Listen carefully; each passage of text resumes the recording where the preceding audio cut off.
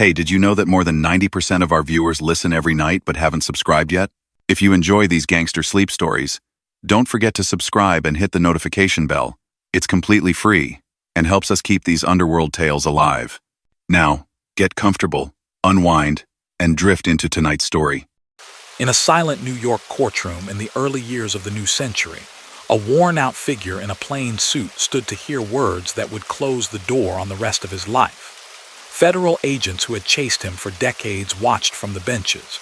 Reporters who had learned his nickname long before they knew his birthday scribbled in their notebooks. On the indictment, he was Louie Daidone. On the street and in the headlines, he was Louie Bagels, a one-time neighborhood fixture who had risen, prosecutors said, to become acting boss of one of New York's most powerful crime families.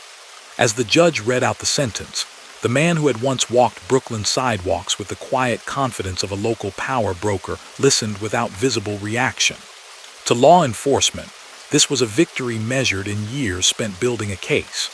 To the court, it was a final reckoning for an aging defendant. To the public, it was another chapter in the long, troubled saga of organized crime in America. What the cameras could not capture in that moment was how ordinary the story looked at the beginning. Louie Daidone was not born into money or into a position of obvious power. He entered the world in 1946 in Brooklyn, at a time when the borough was swelling with families of post-war optimism and immigrant struggle. The Second World War had ended the year before.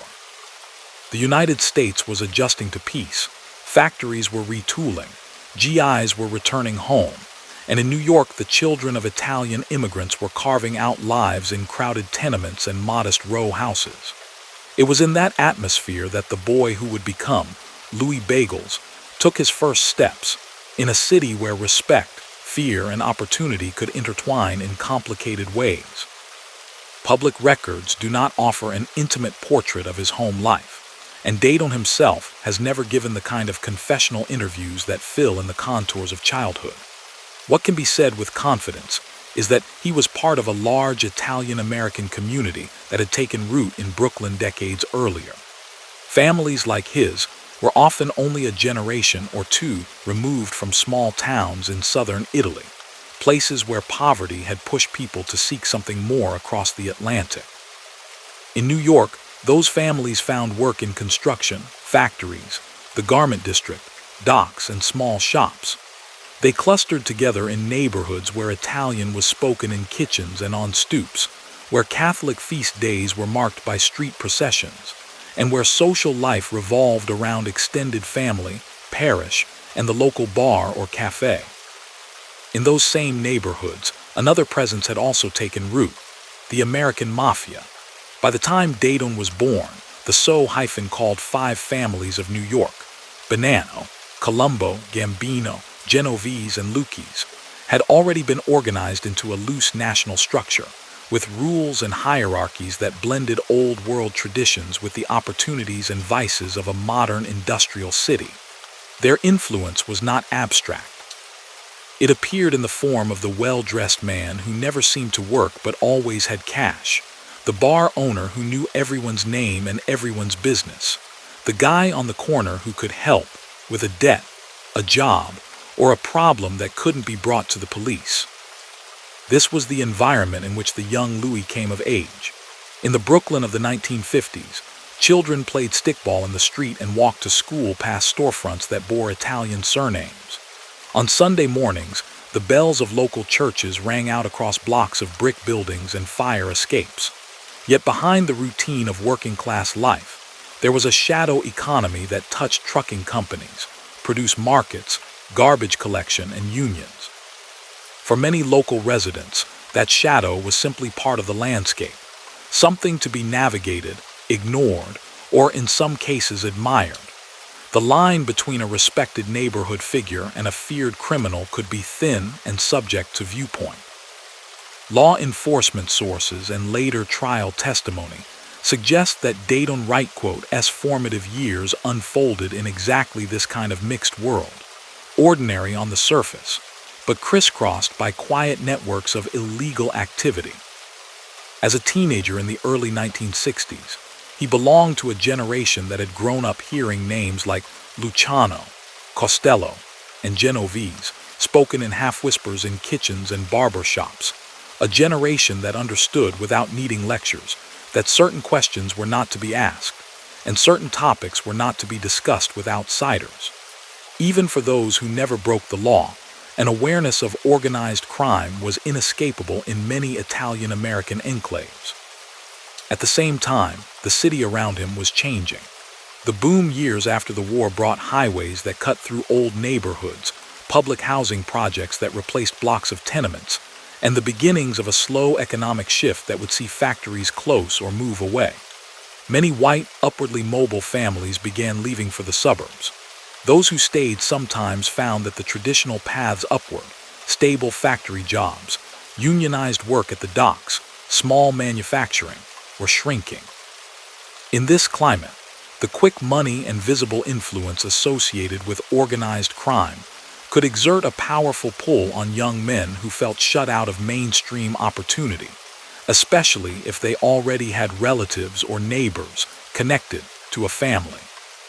In Daidone Wright's case, by the late 1960s and early 1970s, he appears in law enforcement intelligence as a man on the periphery of the Lucchese crime family.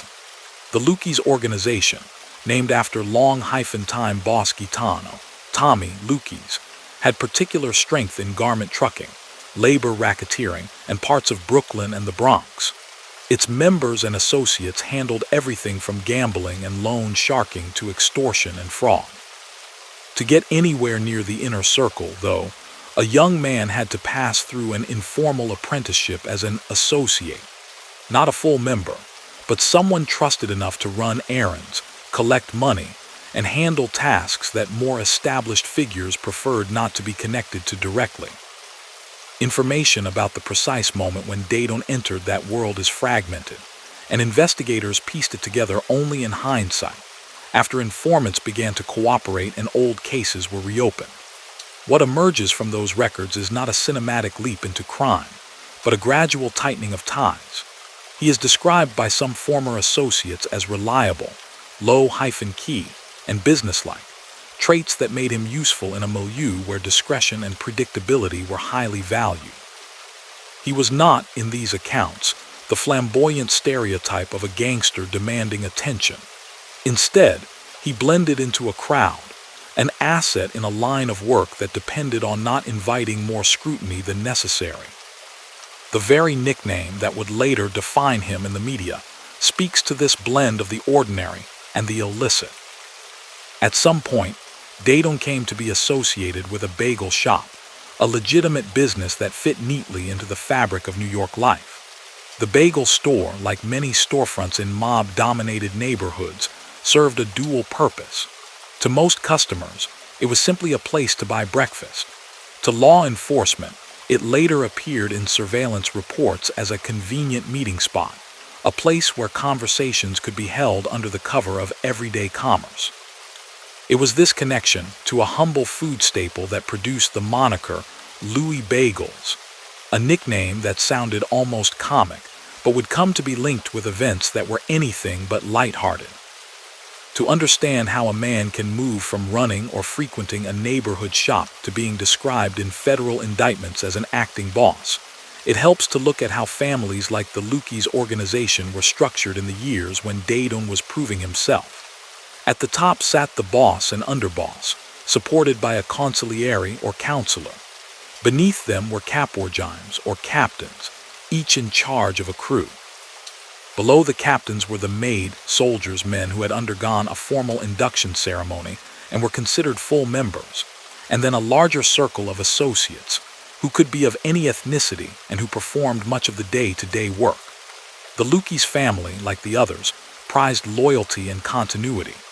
A quiet, effective associate who generated money and obeyed orders without attracting attention stood a good chance over time of being promoted. Court testimony from former Lucchese insiders indicates that by the mid-1970s, Daidone had crossed that threshold and been formally inducted as a soldier. The process, as described by various witnesses in different cases, was secretive and weighted with symbolism. But the important practical consequence was that the man being inducted was now bound by an oath of obedience and secrecy. For Daidone, this was not the beginning of a glamorous life, but rather an acceptance of deeper risk and responsibility. The penalties for disobedience within the Mafia could be far more severe than any imposed by a court, and the line between internal discipline and outright violence was thin. To take that step was to place one's fate in the hands of men whose authority answered to no law outside their own rules.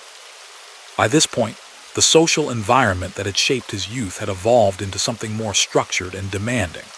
Where a teenage Daidone might have watched older neighborhood figures with a mix of curiosity and respect, the adult Daidone was now part of the machine that sustained their power. He lived through a period when federal law enforcement, emboldened by new tools like the Racketeer Influenced and Corrupt Organizations Act (RICO), was turning its attention to dismantling that machine. The 1970s would see the FBI and U.S. attorneys increase their focus on long-entrenched rackets, wiretap more phones, flip more insiders, and bring complex cases that treated crime families as integrated enterprises rather than collections of isolated offenders. Yet on the street level, much of the work remained deceptively simple: collecting payments, enforcing agreements, overseeing gambling operations, and making sure that money flowed upward as expected to higher-ranking figures. Those who crossed the family, whether they were business owners, debtors, or rival criminals, risked consequences, and even before prosecutors could prove specific acts in court, the fear of those consequences helped keep the system running. In such an environment, a man's reputation was one of his most valuable assets. Law enforcement documents from the late 1970s and early 1980s begin to refer to Daidone not just as a participant, but as someone trusted with more complex tasks, a sign that within the Lucchese family his standing was rising. Throughout all this, the public face of his life remained relatively ordinary. He did not own mansions or flaunt extreme luxury. Like many mid-level organized crime figures, he passed, much of the time, as another New Yorker navigating the city's daily grind. This duality, the ability to appear unremarkable while quietly operating inside a secretive network, was one of the characteristics that made men like him hard to track and prosecute. It also underscored how closely intertwined organized crime could be with the life of a neighborhood. The same man who might be seen chatting with customers over coffee could, according to later indictments and testimony, be discussing loans, debts, and internal family matters that carried heavy stakes. If his early path seems, in retrospect, almost predetermined, it is important to remember that nothing about it was inevitable. Many young men in the same neighborhoods, facing the same limited job prospects and seeing the same local power brokers, chose other routes: civil service jobs, small businesses, education, migration out of the city. What distinguished someone like Daidone was not simply geography or background, but a series of choices that aligned him more and more closely with a criminal organization that had its own culture, its own rewards, and its own punishments. Once embedded in that world, stepping away was difficult, both because of the threats of retribution and because the skills and relationships developed inside the family did not easily translate into conventional employment. The broader city context of his early criminal years also helped shape what would follow. New York in the 1970s lurched from fiscal crisis to rising crime rates, from decaying infrastructure to a growing sense that old certainties were crumbling. For organized crime, this instability brought both risk and opportunity. On the one hand, more aggressive law enforcement and public outrage against corruption put pressure on rackets that had once operated with a degree of tolerance.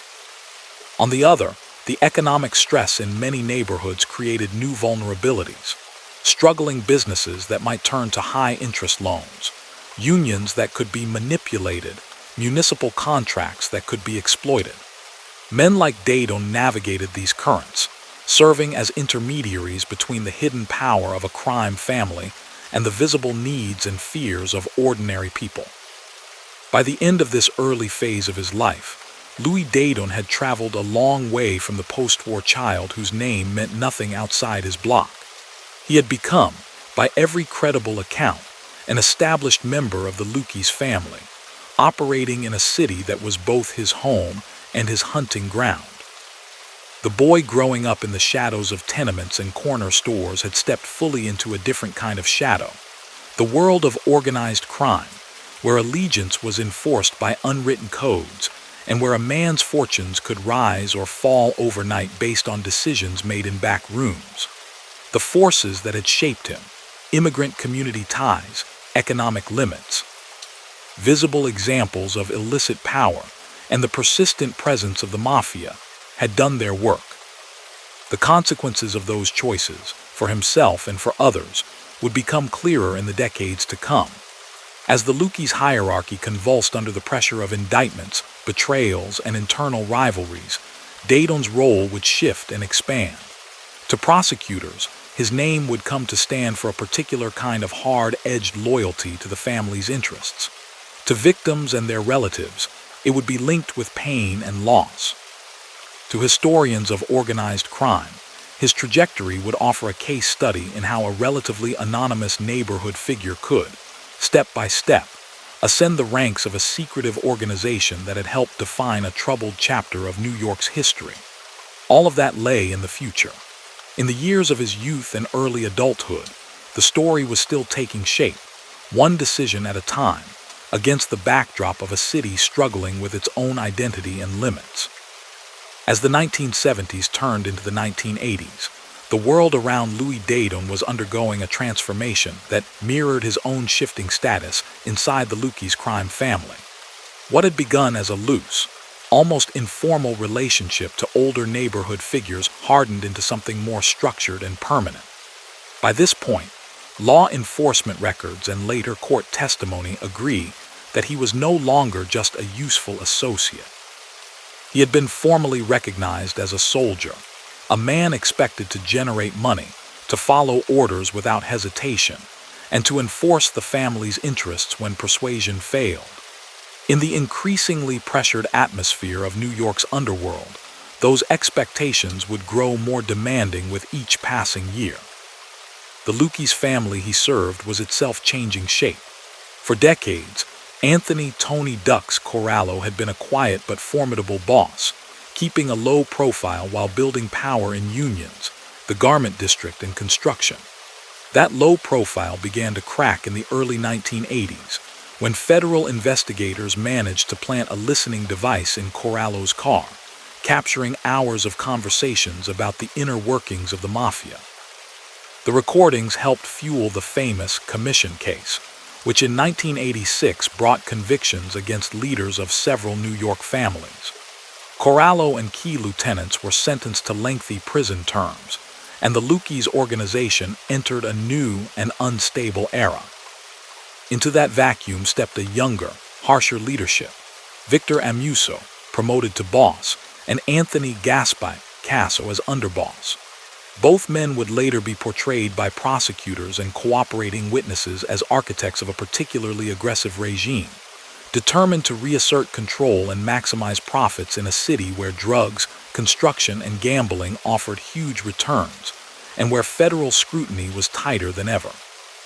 Under this leadership, internal discipline became more brutal, and suspicion toward potential informants intensified. For a mid-level figure like Daidone, the rules were unmistakable. Loyalty upward was non-negotiable, and disloyalty within the family would be met with deadly force. Within this framework, Daidone's own position advanced. Cooperating witnesses who later testified about the Lucchese family's internal structure described him in these years as a man moving into a leadership role, eventually recognized as a captain overseeing his own crew. A captain's duties combined business and enforcement. He was expected to maintain a portfolio of rackets, broken down into gambling operations, loans at high interest, extortion of businesses that needed protection, and assorted frauds, while also making sure that members and associates under him paid their share to the higher-ups. When disputes arose, Whether between criminals or with reluctant debtors and business owners, the captain was often the one who decided how far to push and how to respond. The bagel shop, long associated with his nickname, fit neatly into this picture. To ordinary customers, it remained precisely what it appeared to be: a place to buy food, a familiar storefront in a Brooklyn landscape of diners, bakeries, and delis. To investigators looking back years later, it seemed to function as an informal headquarters of sorts, a place where Daidone could take calls, meet associates, and project local authority without drawing as much attention as a conspicuously lavish office or club might have done. Surveillance reports and testimony would later mention the shop as one of several routine meeting spots, part of a pattern in which ordinary businesses doubled as nodes in the family's communication network. Despite the pressure that followed the commission case, the mid-1980s were still profitable years for the Lucchese family. The organization, like the others in New York, had a strong foothold in construction and related unions, giving it leverage over contracts, deliveries, and labor peace. Illegal gambling, numbers games, sports betting, card games, remained a steady source of income. Loan sharking offered another, with borrowers paying high interest under the threat of consequences if they fell behind. In this environment, Daidone's reputation inside the family grew as someone who could be relied upon to keep revenue streams flowing and to enforce agreements without involving the police or outside mediators. At the same time, federal and local law enforcement were steadily improving their tools and tactics. The success of the commission case encouraged prosecutors to use broad racketeering charges that targeted entire patterns of activity rather than isolated crimes. New wiretap technologies, better coordination between agencies, and the growing willingness of some insiders to cooperate gave investigators unprecedented insight into once opaque organizations. The Lucchese family was not immune. High-ranking members were indicted in various cases, and the fear that someone inside might secretly be an informant seeped through the ranks. That fear, according to later testimony, contributed directly to some of the decisions that would define Daidone's reputation. Among the most consequential events attributed to him are two killings that took place around the turn of the decade, in 1989 and 1990. Because these acts were hidden at the time, they became publicly visible only years later, reconstructed in court through the testimony of cooperating witnesses, FBI reports, and physical evidence. Yet they occurred during the period when Daidone was consolidating his role, and they illustrate both the climate of suspicion that prevailed inside the Lucchese family and the kind of responsibilities that top-level captains sometimes assumed. One of the victims was Thomas Gilmore, a man associated with union activity who, according to prosecutors, had become entangled in a dispute with the Lucchese family. At Daidone's trial in the early 2000s, the government argued that Gilmore's killing was ordered and carried out to resolve a perceived problem, whether a debt, a betrayal, or a threat to the family's interests, and that Daidone played a leading role in planning and overseeing the act. Witnesses described how Gilmore was lured into a situation where he was vulnerable and then killed. The specifics presented in court were stark, but even stripped of detail, the basic outline underscored how seriously the Lucchese leadership treated challenges or perceived disrespect, and how far they were willing to go to eliminate them. Even more emblematic of the paranoia inside the family was the murder of Bruno Facciola in 1990. Facciola was a Lucchese associate who, according to later testimony, fell under suspicion of cooperating with law enforcement. In the charged atmosphere of the late 1980s, when informants had played critical roles in major prosecutions, that suspicion was often enough to seal a man's fate. At Daidone's trial, cooperating witnesses recounted that the leadership decided Facciola had to be eliminated, and that Daidone was central to that decision and its execution. The killing itself was presented to the jury as a calculated message, an act intended not only to remove a suspected informer, but also to warn others about the cost of even appearing disloyal.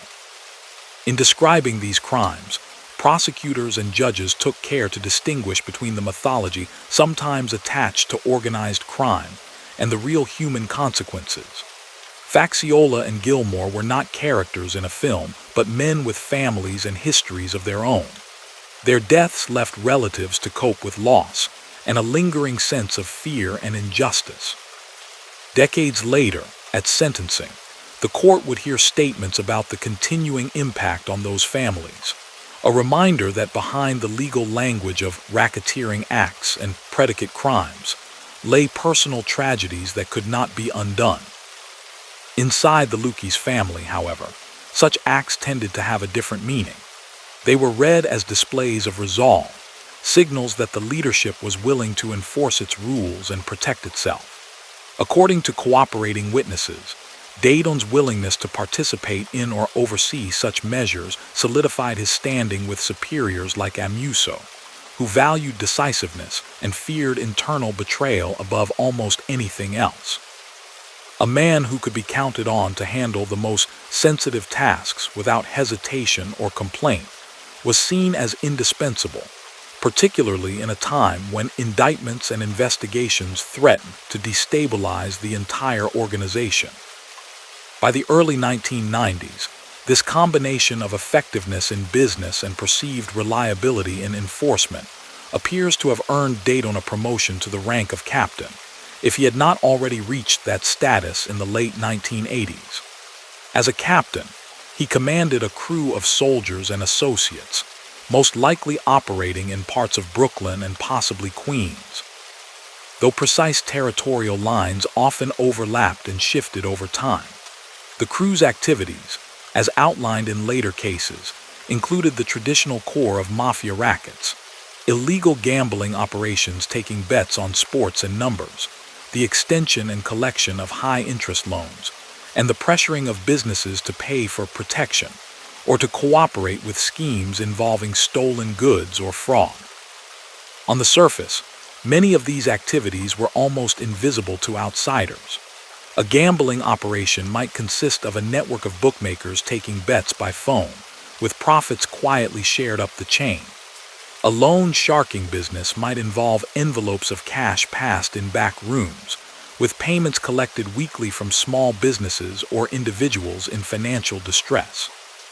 Extortion could be as subtle as a suggestion that a bar or store owner use a particular supplier, security service, or union local. For those who complied, day-to-day life continued much as before, albeit with an additional cost. For those who resisted, there was always the possibility, sometimes made explicit, that property could be damaged or that they or their families could be harmed.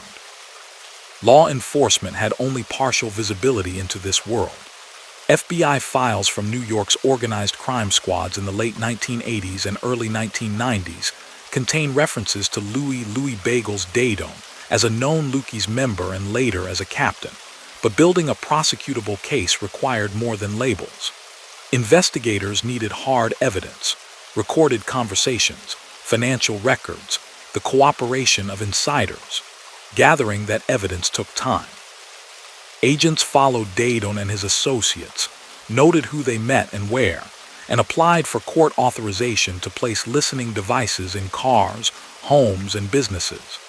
Still, for years, he managed to avoid the kind of sweeping indictment that had taken down his predecessors.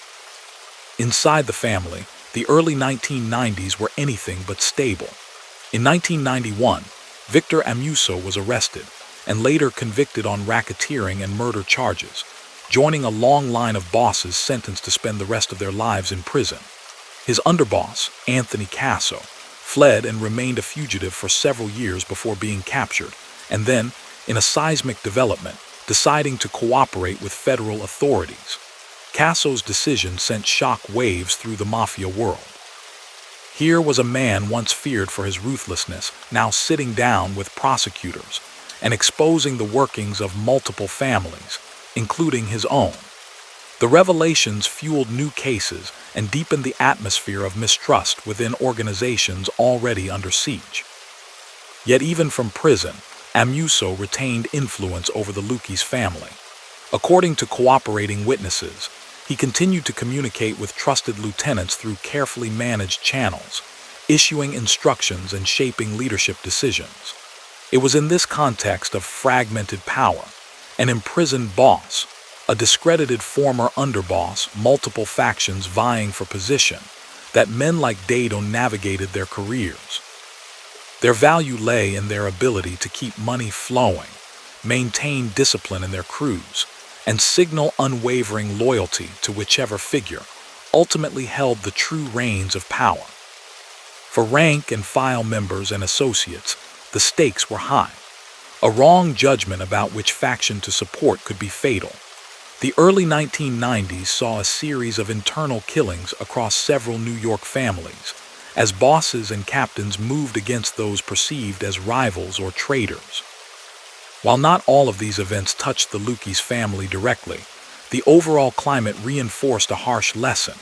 Survival depended on correctly reading shifting alliances and staying aligned with those who could protect you. For Daidone, whose standing was already tied to his relationship with the top, continued demonstrations of loyalty were essential, even as law enforcement scrutiny intensified. Beyond the insular world of the family, the New York neighborhoods that had shaped him were also in flux. The late 1980s and early 1990s brought the crack cocaine epidemic, surges in violent street crime, and a sense of urban decay in many areas. While traditional mafia groups generally avoided direct involvement in street-level drug dealing, preferring steadier and less conspicuous rackets, they operated in the same social terrain. Residents of long-standing Italian-American enclaves watched as demographics shifted and as younger generations moved out. Some older residents still looked to local, connected figures as informal problem solvers or as guarantors of a rough sort of order, even as others were increasingly willing to cooperate with the police. All the while, Daidone continued to live a life that, to someone passing him on the street, might not have appeared unusual. He wore ordinary clothes, drove ordinary cars, and conducted a great deal of his business in ordinary settings: cafes, social clubs, storefronts, sidewalks. The image of ostentatious gangsters in flashy suits and sports cars, while not entirely fiction, told only a partial story. Many mid- and upper-level figures in families like the Lucchese organization preferred to blend in, relying on understated demeanor and neighborhood familiarity to move through their days without attracting undue attention. By the middle of the 1990s, his name had become familiar in specialized circles. The files of FBI agents on the organized crime squad, the offices of federal prosecutors in Brooklyn and Manhattan, the reports of state investigators tracking gambling and loan sharking. Inside the Lucchese family, he was seen, according to multiple later witnesses, as a dependable part of the upper structure, someone to whom important responsibilities could be entrusted. Outside, he remained largely unknown to the broader public. Newspaper headlines focused on more flamboyant figures or on dramatic events like high-profile trials. Louie Bagels was, for the moment, a name that appeared more often in case files than in newsprint. The balance he had maintained, projecting local authority and internal toughness while avoiding the kind of spotlight that had felled earlier bosses, could not last indefinitely. As the decade wore on, new investigations zeroed in on the remaining leaders of the New York families, determined to dismantle not only the old guard, but also the next generation of decision-makers who had stepped into the vacuum. Cooperating witnesses who had once served alongside Daidone began to share their knowledge with the government, filling in gaps about how the Lucchese family functioned in the 1980s and early 1990s, and about the roles played by individual captains. Those accounts, combined with patient investigative work, would ultimately push Daidone from the relative anonymity of a neighborhood power broker into the glare of a federal courtroom, where his past actions would be subjected to the scrutiny of a jury and the judgment of the law. Before that happened, however, he would rise even higher inside the family's hierarchy, taking on a role that, for all its influence, placed him squarely in the crosshairs of prosecutors determined to end the long run of New York's traditional mafia organizations. By the mid-1990s, Louie Daidone was living a kind of double exposure. To the people who still passed his bagel shop in Brooklyn or saw him in neighborhood cafes, he looked much like any other middle-aged man who had stayed close to the blocks where he grew up. To investigators who spent their days flipping through surveillance photographs and listening to grainy recordings, he appeared as something very different. A trusted captain in a battered but still dangerous crime family. A man whose name now surfaced whenever agents discussed who might be directing the Lucchese organization's affairs on the street. Federal law enforcement had not forgotten the Lucchese family after the convictions of Victor Amuso and Anthony Castle earlier in the decade. Those cases had cut off the top of the hierarchy, but they had not dismantled the network of rackets that stretched from Brooklyn to the Bronx and beyond. Illegal gambling continued to bring in steady money. Loan sharking accounts were still collected on schedule. Businesses connected to construction, waste hauling, and trucking still operated under the quiet influence of men who owed loyalty to the family. The question for agents and prosecutors was simple. Who, in the wake of all the upheaval, was really in charge? Inside the Lucchese organization, that question had been answered, at least informally, long before the government could assemble a clear picture. After his conviction, Amuso did what several other imprisoned bosses had done. He tried to maintain control from behind bars. Through coded messages carried by visitors and attorneys, through trusted intermediaries, he signaled his choices about who should run the family day to day. Those choices were not made in public, and they changed over time as men were arrested, convicted, or suspected of disloyalty. At various points, different figures were described by cooperating witnesses as acting boss, underboss, or members of a ruling committee. What becomes evident, reading later court records and FBI reports, is that as these arrangements shifted, Daidone's status steadily rose. His reputation as a quiet, efficient captain who did not challenge the authority of the imprisoned boss, and who had shown himself willing to handle some of the harshest internal problems, made him an obvious candidate for greater responsibility. Cooperative witnesses would later tell juries that by the end of the 1990s, Amuso had designated him, at minimum, as a key decision-maker, and that investigators' belief that he was serving as acting boss was based on more than rumor.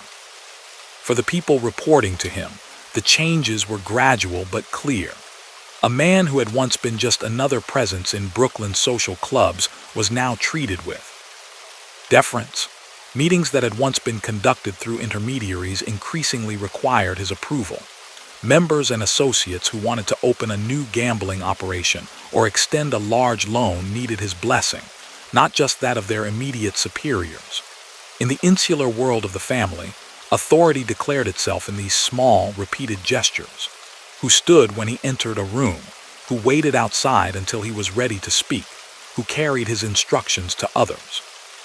Even as his internal stature grew, the outward shape of his life remained deliberately unremarkable. He was in his late 40s and then early 50s, a man of the generation that had come of age as New York teetered through the crises of the 1970s and early 1980s. The city itself was beginning to change around him again. Under new political leadership, crime rates were falling, investment was flowing back into neighborhoods once written off as hopeless, and public confidence in institutions, police, courts, city government, slowly began to recover. For a long-entrenched organization like the Lucchese family, these shifts were both a challenge and an opportunity. On the one hand, a city with more active policing and a more engaged public was more dangerous ground for illicit businesses. On the other, the economic revival brought with it new construction projects, new restaurants, and new streams of money passing through bars, social clubs, and small businesses. the very places where organized crime had always found footholds. Video poker machines and other electronic gambling devices began appearing in corner bars and storefronts, often supplied by companies with quiet connections to criminal groups. Construction boomed in some boroughs, opening fresh chances to steer contracts, manipulate bids, or place favored workers on lucrative jobs. For a captain like Daidone, the daily routine in this environment was workmanlike rather than cinematic. He met with soldiers and associates to review who owed what, which ventures were performing, and where new opportunities might be found. He listened to grievances, someone accusing a partner of skimming, a shop owner complaining about a pushy collector, a bookmaker fearful that a client was about to disappear with a large debt, and he made decisions about how to respond. The great weight of those decisions seldom appeared in public. They were carried out in quiet conversations, enforced by reputation as much as by explicit threat. From the perspective of law enforcement, these were precisely the kinds of operations that were hardest to penetrate. Illegal gambling was, by its nature, cash-based and off the books. Victims of loan sharking were often too frightened or ashamed to come forward. Businesses subjected to subtle extortion might not even describe themselves as victims, seeing payments as a cost of doing business rather than as a crime. To build a case, agents needed either direct recordings or the cooperation of insiders willing to testify about who gave orders and who benefited. The government had some powerful tools on its side. In 1970, Congress had passed the Racketeer Influenced and Corrupt Organizations Act, or RICO, but it was not until the 1980s and 1990s that its full potential was realized. Under RICO, prosecutors did not have to prove that a boss personally committed a specific act like bookmaking or violence.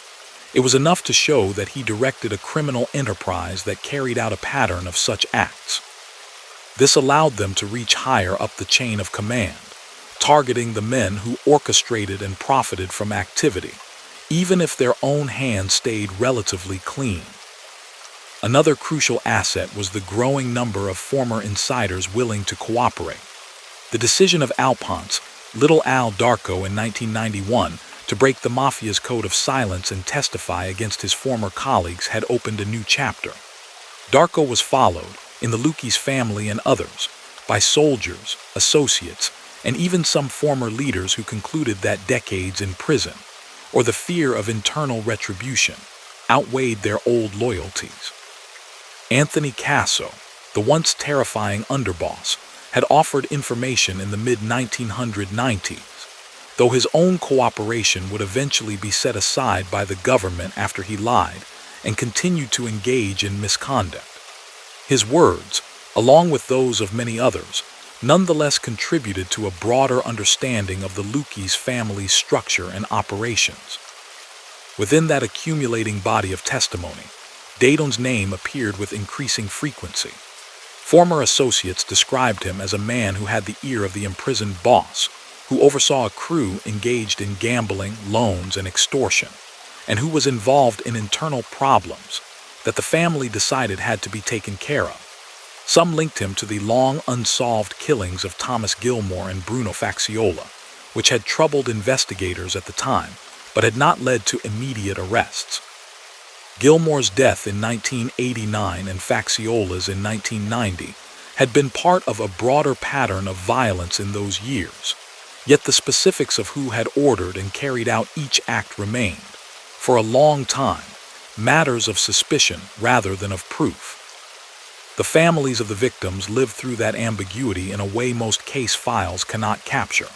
They buried their dead, answered questions from relatives, and watched the slow churn of police investigations that sometimes yielded no visible results. In the press, these killings might appear briefly, folded into stories about organized crime or citywide crime trends, and then disappear from the front pages. For those left behind, however, the sense that the truth was known only in closed circles, to men who would never voluntarily speak to law enforcement, added a layer of frustration to their grief. When, years later, prosecutors would finally bring charges connected to those deaths, family members would describe the indictments less as a solution than as a belated acknowledgement of what they had long believed. In the meantime, the Lucchese family adapted itself to the new reality of constant surveillance and the looming threat of informants. Meetings were held in more remote locations or in moving cars. Phone calls were kept brief and coded. Sensitive discussions might be conducted while walking outside, away from the risk of hidden microphones. None of these precautions was foolproof. Investigators learned to bug not only homes and offices, but also the very cars and social clubs where mob figures felt safest. Still, for men like Daidone, who had spent decades watching colleagues be arrested, convicted, and sometimes betrayed, caution became second nature.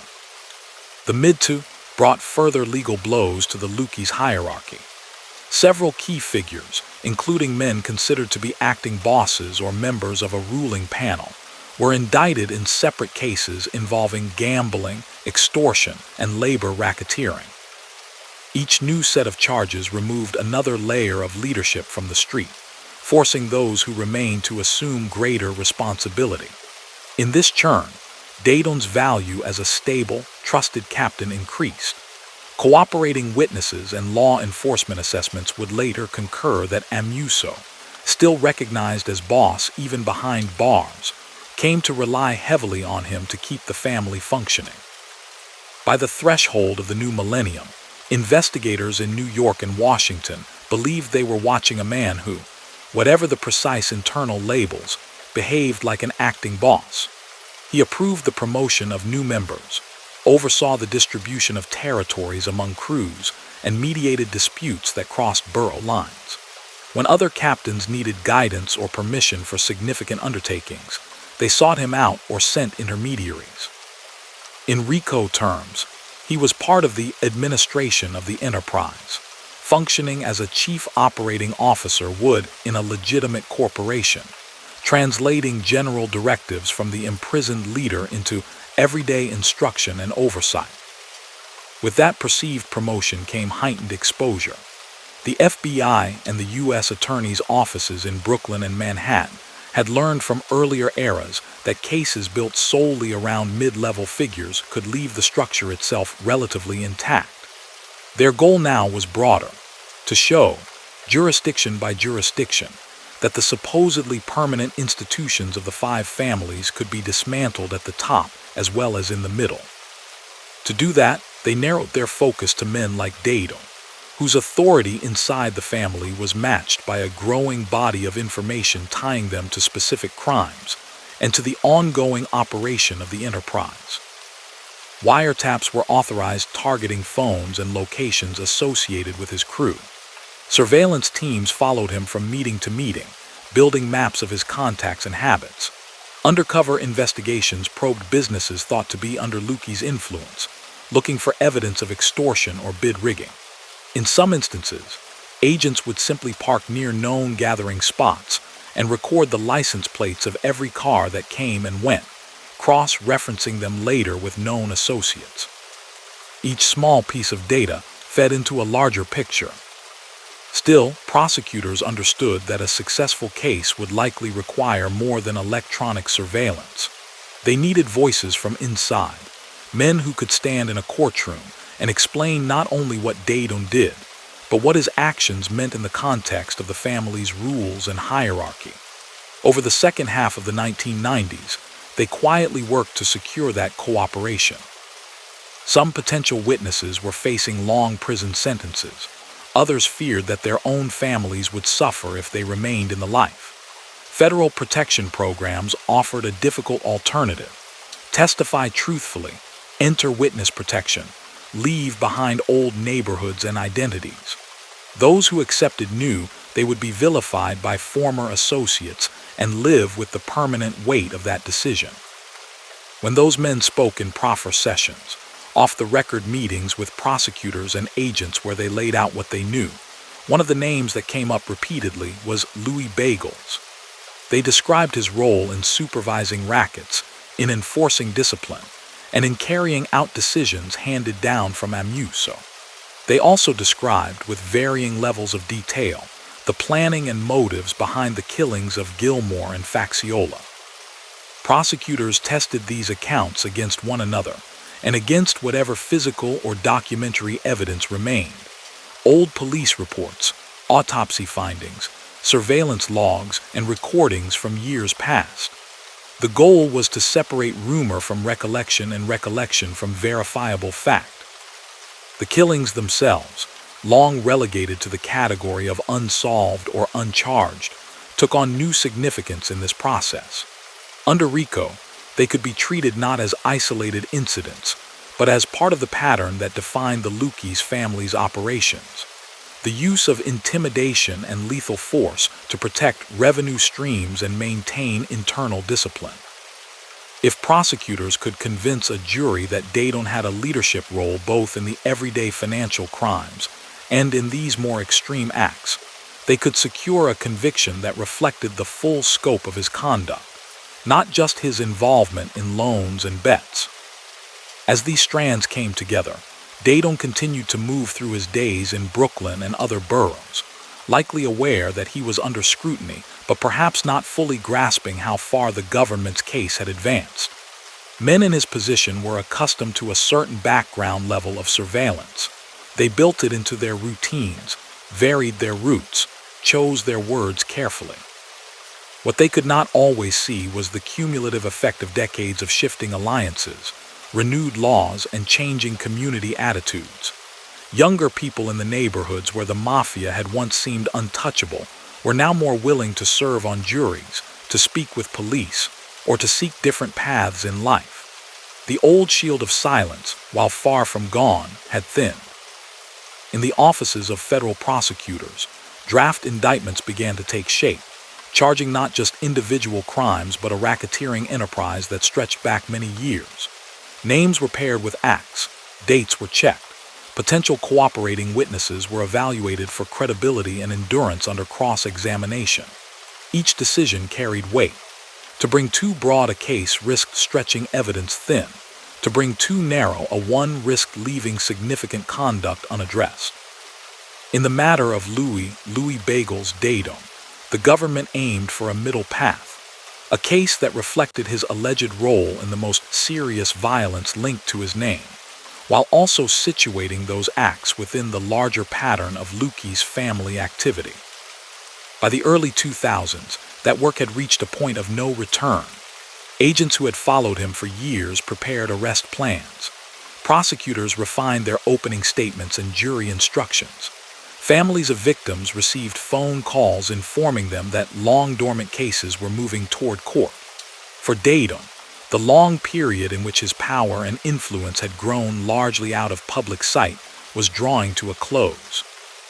The man who had once been just another neighborhood presence, then a captain, then a leader in a clandestine organization, was about to step into a very different kind of spotlight, where the rules would no longer be written by the code of the street, but by the statutes and procedures of the federal justice system.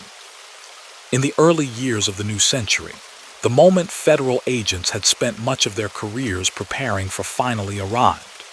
A grand jury in Brooklyn returned an indictment charging Louie Bagels Daidone with racketeering, murder in aid of racketeering, extortion, and other crimes linked to his long tenure in the Lucchese family. The document laid out, count by count, the government's version of his life in organized crime.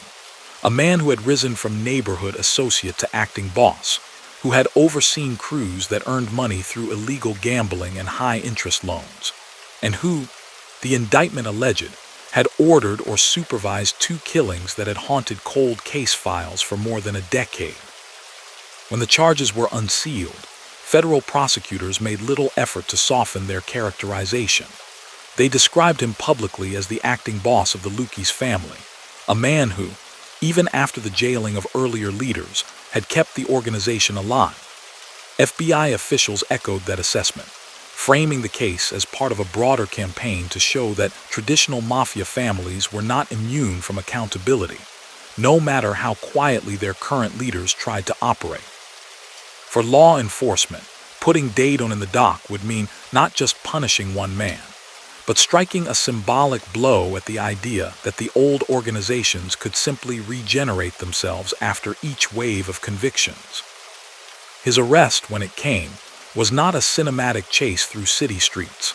It was the outcome of months of planning, timed to coincide with the unsealing of the indictment so that there would be no chance of flight once the charges became public. Agents from the FBI's Organized Crime Squad, accompanied by New York City detectives, took Daidone into custody and transported him to federal court in Brooklyn. There, in a secure courtroom, he was brought before a magistrate judge to hear the formal reading of the accusations against him. At that initial appearance, the preferences of the two sides were predictable. Prosecutors argued that he should be held without bail, emphasizing not only the seriousness of the charges, especially the murder counts, but also what they described as his central position in an organization skilled at hiding its members, arranging false documents, and obstructing investigations.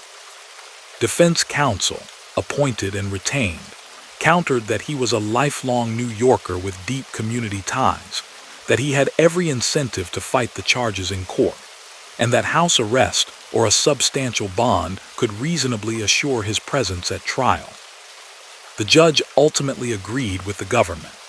Given the gravity of the alleged crimes and the allegation that he still exercised influence over a criminal enterprise, the court ruled that no combination of conditions could sufficiently reduce the risk of flight or of continued criminal activity. Daidone was remanded to federal custody to await trial. It was a decision familiar in major organized crime cases by then. The pattern of denying bail to top-tier figures had been largely established in earlier prosecutions of Mafia leaders in New York and elsewhere. At his formal arraignment on the indictment, he entered a plea of not guilty. Through his attorneys, he rejected the portrayal of himself as an acting boss and denied involvement in the specific acts of violence listed in the charging document. The path ahead was clear. This would not be resolved through a quick plea agreement. It was heading toward a full trial, with a jury asked to weigh years of history, the credibility of former insiders, and the complicated legal framework of federal racketeering law. Pretrial motions occupied the months that followed. Defense counsel sought to limit the evidence the government could present, arguing, for example, that certain past acts were too old, too prejudicial, or too weakly connected to the charges at hand to be put before a jury. Prosecutors countered that, under RICO, a pattern of behavior stretching back over time was precisely the point. It was necessary to show how the Lucchese family functioned as an ongoing criminal enterprise and how Daidone's role within it had developed. Judges in organized crime cases had by this point heard similar arguments many times. The court ruled that the government could, within limits, present evidence of earlier conduct as part of the story of the enterprise and of Daidone's alleged leadership position. One of the most significant pretrial developments was the disclosure of the witnesses the government planned to rely on.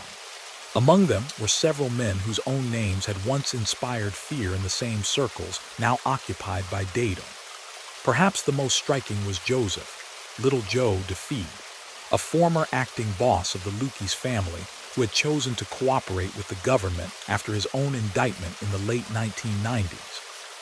DeFeed, who had run the family's day-to-day affairs for a time after Amuso went to prison, told prosecutors that he had later been demoted by Amuso and replaced by none other than Louie Bagels as the man entrusted with the acting boss role.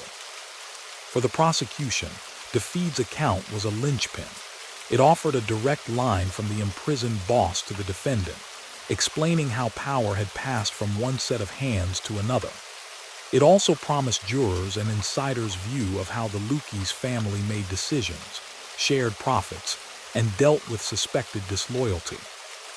Other cooperating witnesses, including former captains and soldiers, would fill in details about gambling operations, extortion schemes, and crucially, the internal meetings where the deaths of Thomas Gilmore and Bruno Faxiola were allegedly discussed and decided. To the defense, these same men offered a clear target. Attorneys prepared to highlight their long criminal histories, the leniency they hoped to secure by testifying, and the inconsistencies in their statements over time.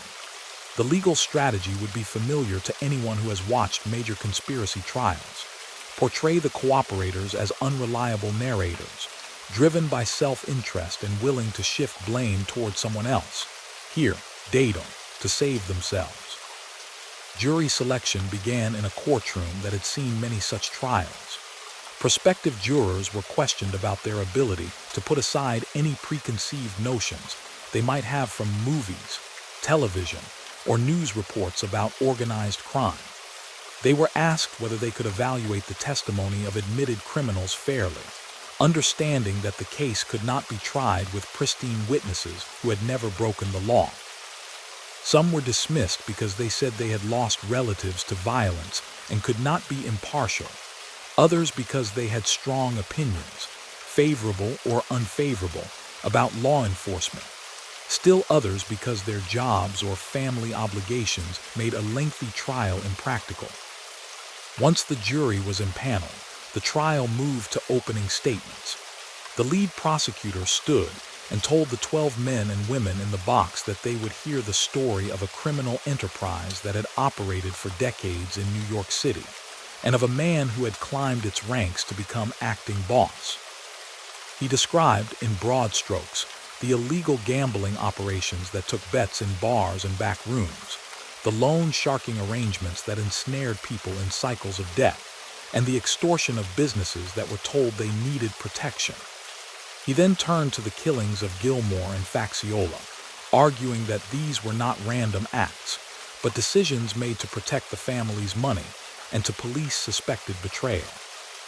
When the defense's turn came, counsel urged jurors to keep an open mind and to resist what he characterized as the government's attempt to turn every bad act in Brooklyn into the responsibility of one man. He said they would hear from witnesses who had every incentive to lie, who had themselves been involved in serious crimes, and who now sought to curry favor by pointing toward Daidone.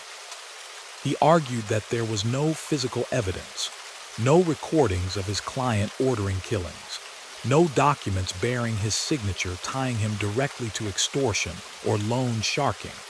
That would justify the sweeping conclusions the government wanted them to draw. Over the weeks that followed, the government's case unfolded in methodical fashion.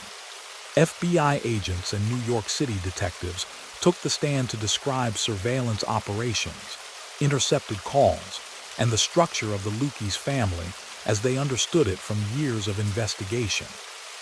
They explained how they had identified social clubs, restaurants, and businesses frequented by known members, how they had tracked meetings among captains, and how they had pieced together a hierarchical chart placing Daidone near the top in the late 1990s and early 2000s. Then came the cooperating witnesses, who brought the inner workings of the organization into the courtroom.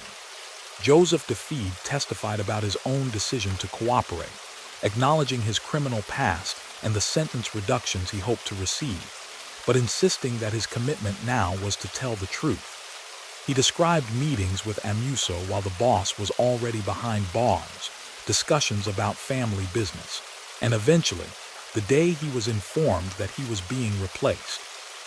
According to DeFeed, Amuso had made clear that he wanted Daidone to take over as acting boss because he trusted his loyalty and firmness in handling internal matters, including, by implication, potential informants. Other former members provided more specific accounts of the events surrounding the deaths of Thomas Gilmore and Bruno Faxiola. They painted a picture of an organization on edge in the late 1980s and early 1990s, worried that law enforcement had penetrated its secrecy and that some of its own might be cooperating. In that climate, they said, suspicions could quickly escalate. One witness recalled conversations in which Faxiola was denounced as a possible informant, and the group, including Daidone, allegedly agreed that he should be dealt with. Another described Gilmore's death as a solution to a perceived problem involving money and perceived disrespect toward the family. The prosecution was careful not to dwell on graphic detail.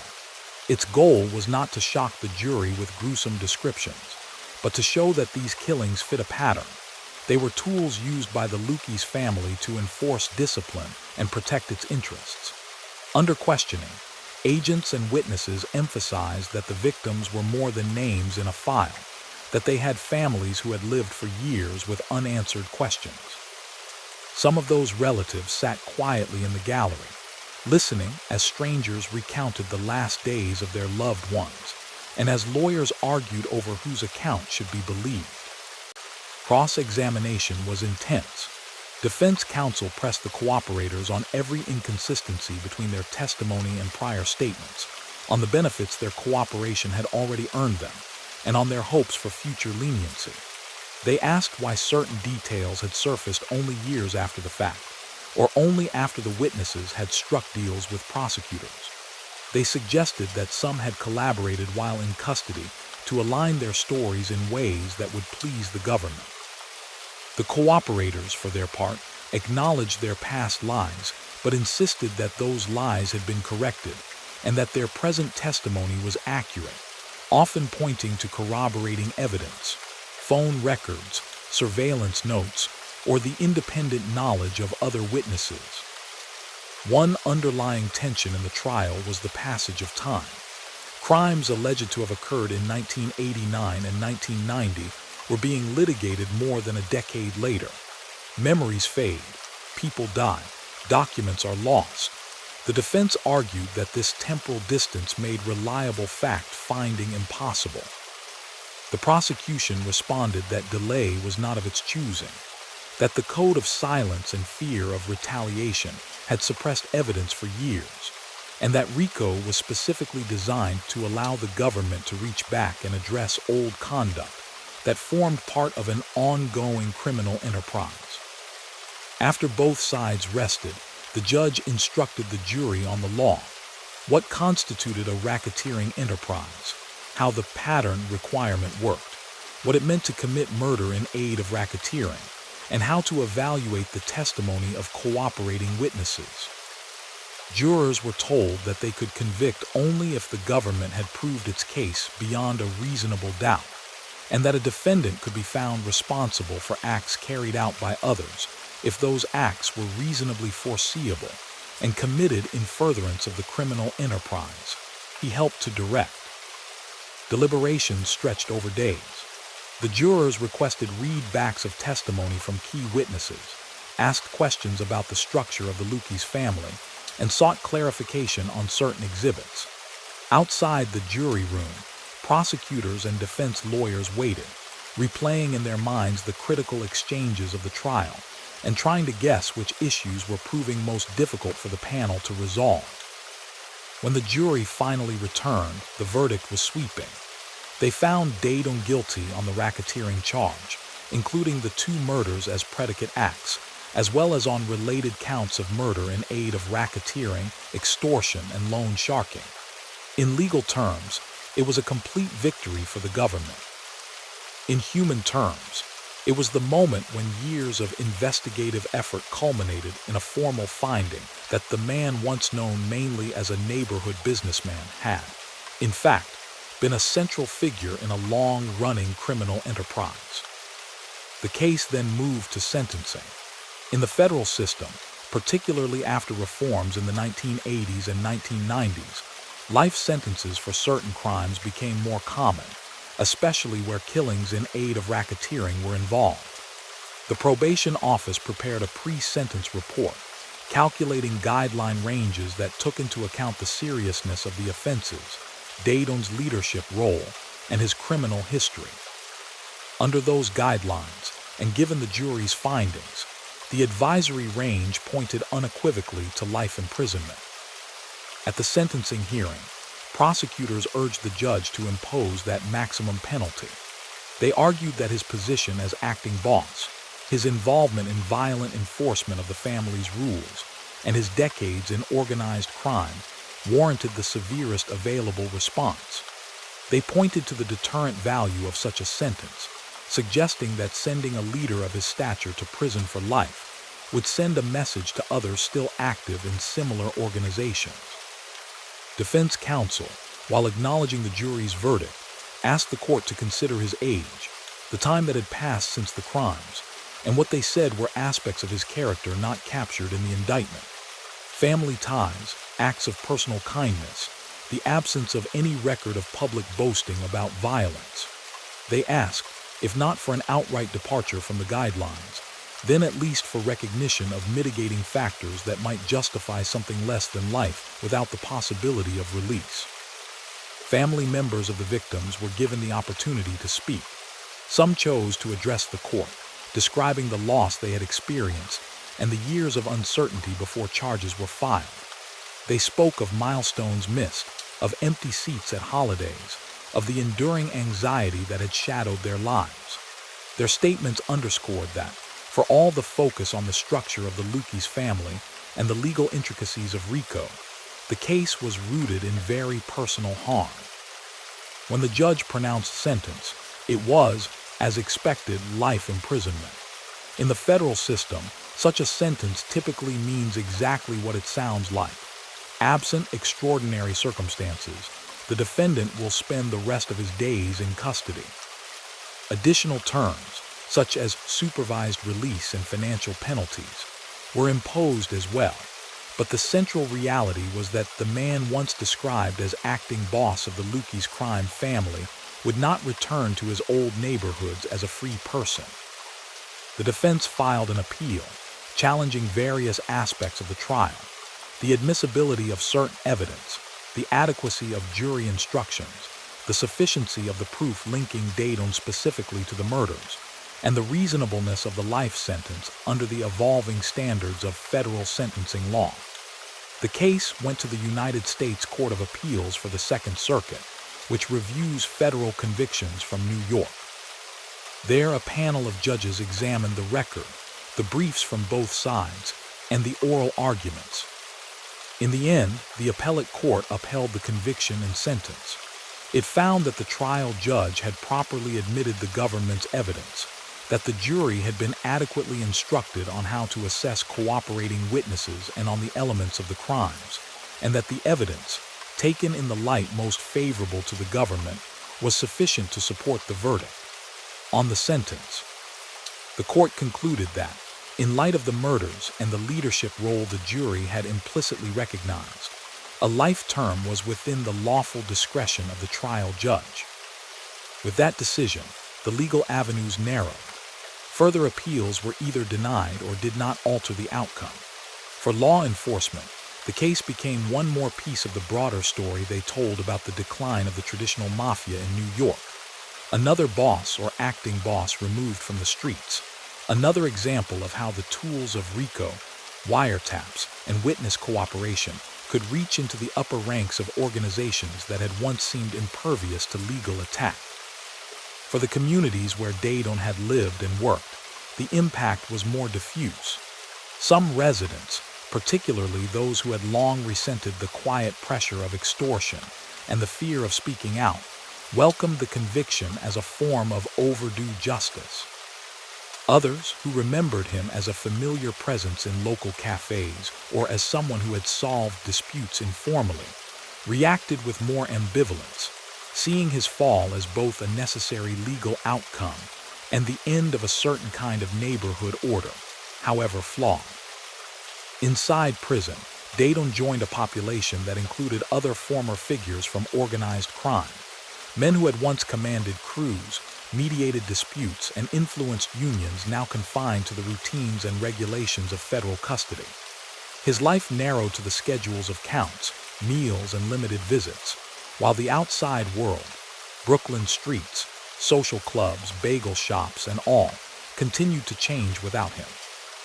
The Lucchese family, like other such organizations, faced the task of reorganizing once again, choosing new leaders, and deciding how, or whether, to maintain old rackets in a city that was itself becoming more closely monitored and less tolerant of the shadow economies that had once flourished. The case of Louie Bagels, Daidone thus reached a kind of legal conclusion, but its reverberations continued. In the families of the victims, who had finally seen someone held accountable in the files of prosecutors and agents who pointed to the conviction as a model for future efforts, and in the ongoing, uncertain evolution of the criminal world he had helped to shape, and that, ultimately, had contributed to his downfall.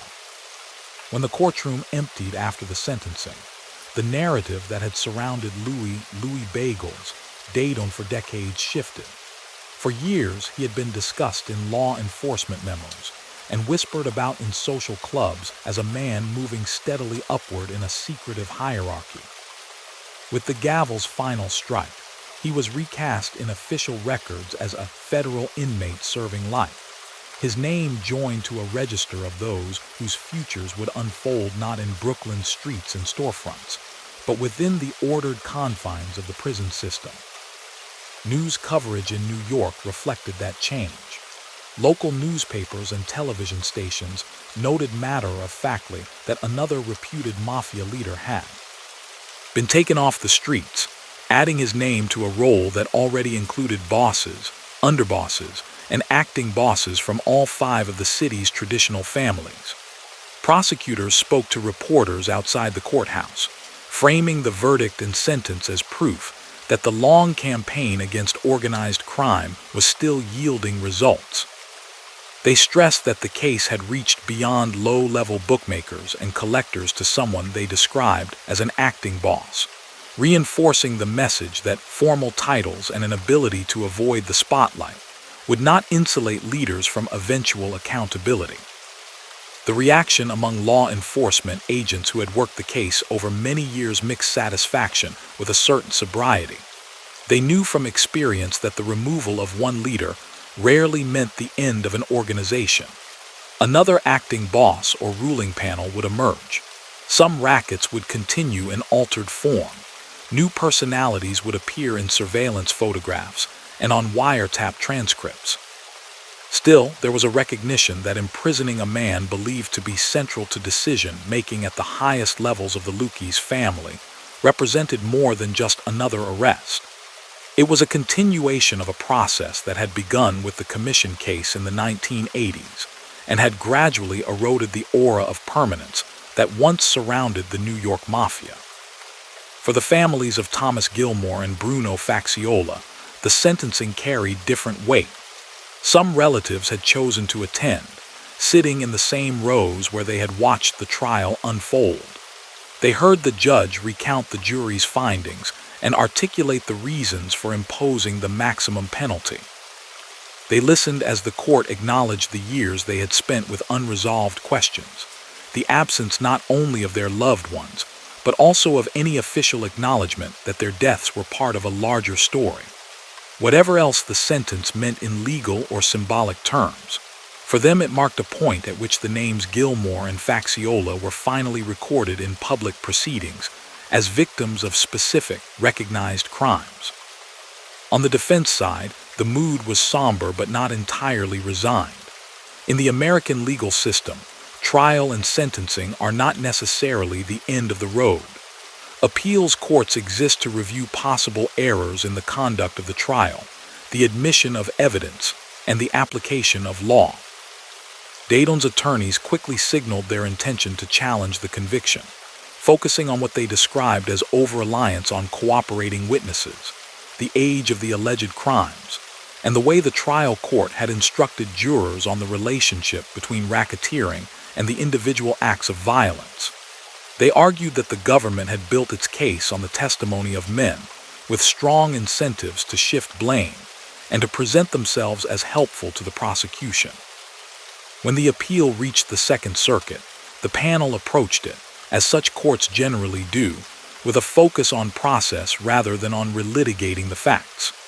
The judges examined whether the trial court had properly applied existing Supreme Court and circuit precedents on RICO, on the use of prior acts evidence, and on the evaluation of cooperating witnesses.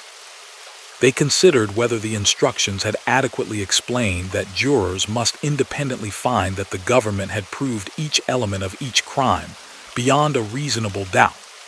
Ultimately, they concluded that the proceedings met constitutional and statutory requirements.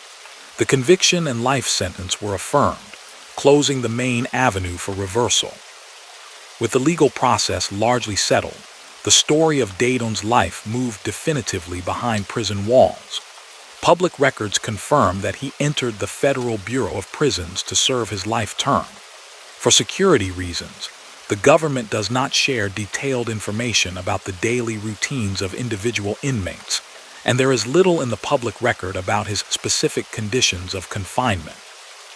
What can be said, based on general federal practice, is that a man convicted of racketeering and multiple murders in aid of racketeering, identified as a leader in a long-standing criminal enterprise, would typically be housed in a high or medium security facility, subject to strict movement controls, regular head counts, and limited opportunities for contact with the outside world. The contrast between that regimented environment and the relative freedom he had once enjoyed in Brooklyn could not have been more stark. In the neighborhoods where he had risen, his social and business life had unfolded in small cafes on sidewalks and in back rooms of businesses that doubled as informal offices. Conversations had been a matter of choice: who to see, where to meet, how long to stay.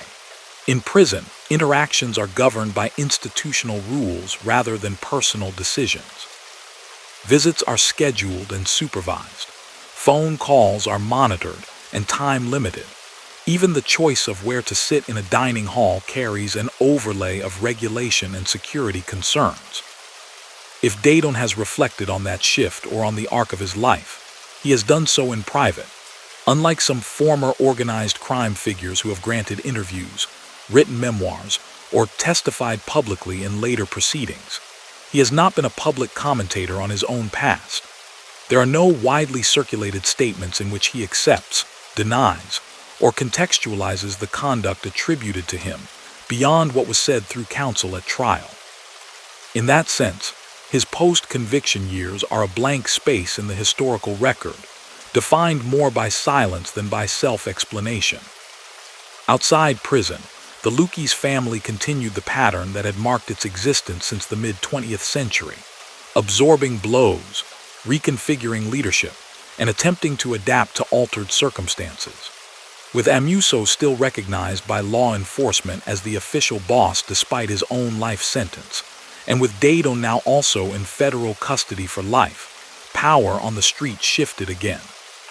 Authorities and criminologists who tracked organized crime during this period describe a series of acting bosses, street bosses, and ruling panels stepping into the vacuum, among them figures like Stephen Crea and Matthew Madonna, whose names would appear in later indictments.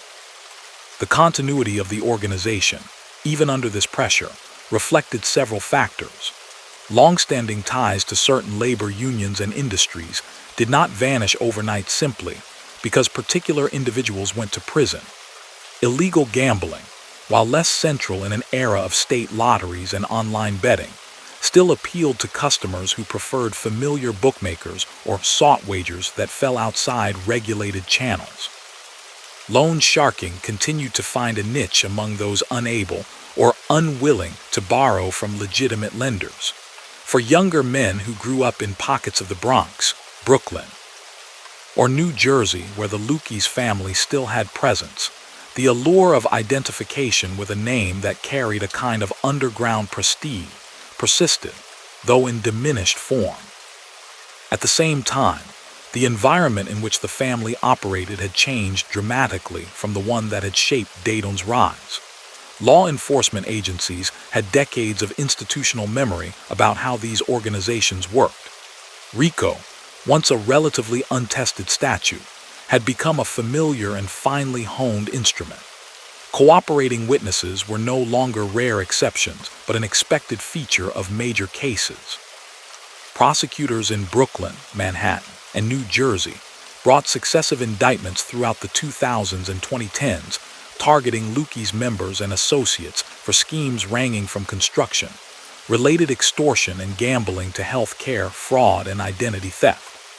Many of those charged chose to plead guilty rather than risk trial, contributing to an impression among observers that the old culture of unwavering silence had eroded. Analysts who study organized crime often point to this erosion as one of the most significant developments in the post-commission era. In the 1950s and 1960s, prosecutors could rarely count on high-ranking mafiosi to testify against their former colleagues. Lower-level members who cooperated were often considered expendable in terms of what they knew. By the time of Daidone's trial, former acting bosses, underbosses, and long-serving captains were taking the stand, providing jurors and judges with granular details about customs, command structures, and internal decision-making. Their testimony did more than help secure individual convictions. It also demystified institutions that had once hidden behind myth and rumor. The case against Daidone exemplified this shift. The government was able to present jurors with witnesses who claimed not only to have seen particular acts, but also to have participated in leadership meetings where sensitive topics, including suspected informants and internal discipline, were discussed. Their accounts, however carefully scrutinized for inconsistencies, offered a kind of narrative that earlier generations of investigators could rarely access. When appellate judges later reviewed the trial record, they did so with an understanding that the credibility of such witnesses was always contestable, but that the jury had been properly instructed on how to weigh their testimony. For historians of organized crime, the long arc from Daidone's youth in post-war Brooklyn to his incarceration in the 21st century illustrates a broader story about the rise and decline of traditional mafia structures in the United States. In the mid-20th century, the American mafia occupied a peculiar space, invisible in formal political life, but deeply embedded in certain economic sectors and neighborhoods. By the early 21st century, it had been pushed to the margins of both. Its remaining rackets were contested by other criminal groups, from Latin American drug cartels to Eastern European and Russian-speaking organizations, and by the spread of legal alternatives such as casinos and state lotteries. Yet the word decline can be misleading if it implies disappearance. Cases continue to emerge in which defendants were described as Lucchese members or associates, including some born long after the heyday of figures like Tommy Lucchese or Carlo Gambino. For these younger participants, the legacy of men like Daidone was not purely historical. It lived on in the names of crews, in stories told about past bosses, and in the residual fear or deference they could still inspire in certain circles. At the same time, the heavy sentences meted out to leaders in his generation served as a cautionary backdrop, a reminder that participation in such an enterprise could result in permanent separation from the free world. In academic and journalistic accounts published in the years after his conviction, Daidone's name surfaces mainly in two contexts. The first is as an example of the acting boss phenomenon, the practice of appointing street-level leaders to run an organization when the official boss is in prison, a strategy that allowed someone like Amuso to maintain influence while minimizing his own direct exposure to day-to-day law enforcement contact. The second is as a case study in how cold cases involving violence tied to organized crime can be revived years later through the testimony of insiders and the application of RICO's broad conspiratorial framework. Writers like Selwyn Robb, in detailed studies of the five families, placed his story alongside those of other men who had risen from unremarkable backgrounds to positions of hidden authority and then fallen under the weight of federal prosecutions. In these narratives, the emphasis is often less on sensational episodes than on patterns, how certain neighborhoods, economic conditions, and institutional blind spots allowed organizations like the Lucchese family to take root, and how changes in policing, law, and public attitudes gradually constrained them. Daidone's progression, from boy in a post-war Brooklyn enclave to captain and alleged acting boss, to inmate serving life, fit that pattern with particular clarity. Meanwhile, in the very neighborhoods where his name had once circulated in coded conversations, the social fabric continued to change. Older Italian-American residents moved away or passed on. New waves of immigrants from Asia, Latin America, and Eastern Europe opened businesses and established their own community networks. Gentrification transformed parts of Brooklyn, bringing in young professionals, new restaurants, and rising rents. In such contexts, the old social clubs associated with Lucchese and other families either closed, were repurposed, or became relics that attracted more curiosity than deference. A younger generation, raised on different economic expectations and cultural references, might know the names of famous mob figures from films or streaming series rather than from first-hand observation. Against that backdrop, the figure of Louie Bagels receded. He remained relevant to specialists, lawyers, criminologists, historians, and to those personally touched by the crimes attributed to him. But for many residents of the city where he had spent his life, his case blended into the larger background of organized crime prosecutions that had marked the closing decades of the 20th century and the early years of the 21st. The Lucchese family still appeared in headlines from time to time, but the era when a single mob trial could dominate front pages for weeks had largely passed. Inside the federal system, time is measured differently. Years are marked by routine rather than by headlines, counts, work assignments, occasional shuffles between units or facilities. A life sentence compresses future possibilities into a narrow band, appeals exhausted. Parole largely unavailable in the federal system for crimes committed after the 1980s. The main remaining legal avenues involve rare post-conviction petitions or changes in law that are seldom retroactive. Absent such developments, the shape of the rest of an inmate's life is broadly predictable, even if the internal details remain opaque to the outside world. For law enforcement agencies, the story did not end with his incarceration.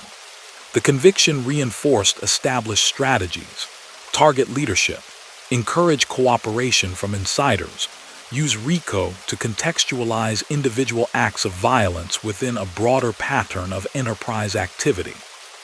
These approaches would be applied in subsequent cases not only against the Lucchese family, but also against remaining structures in the other New York families, and against different kinds of criminal organizations altogether.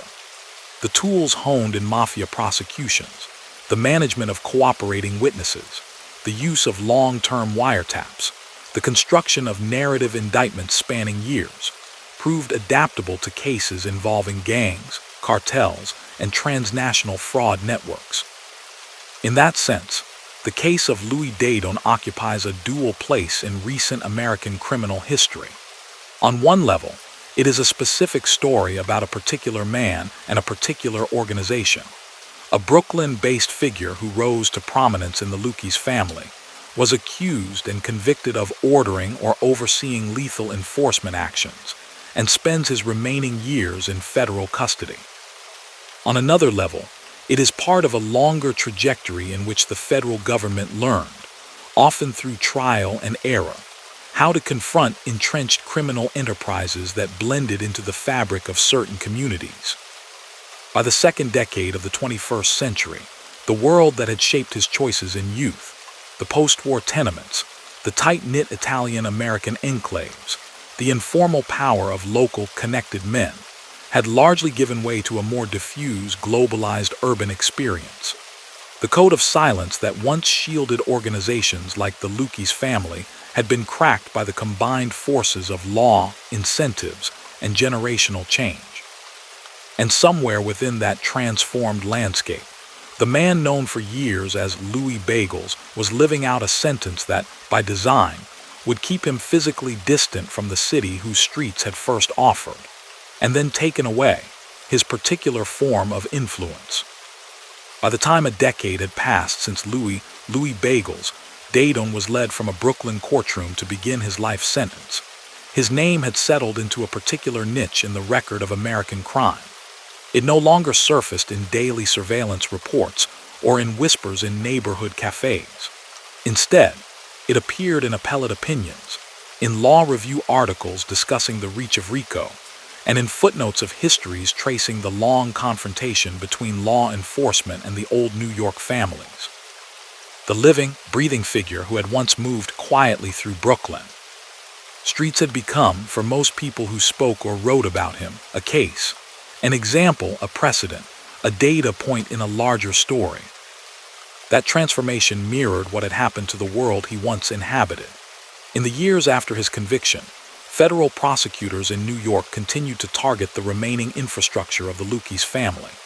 Indictments in the 2000s and 2010s named a new set of alleged leaders, men like Stevie Wonder, Kriya, and Matthew Madonna, who were described in charging documents as street bosses, acting bosses, or members of a ruling panel during various periods.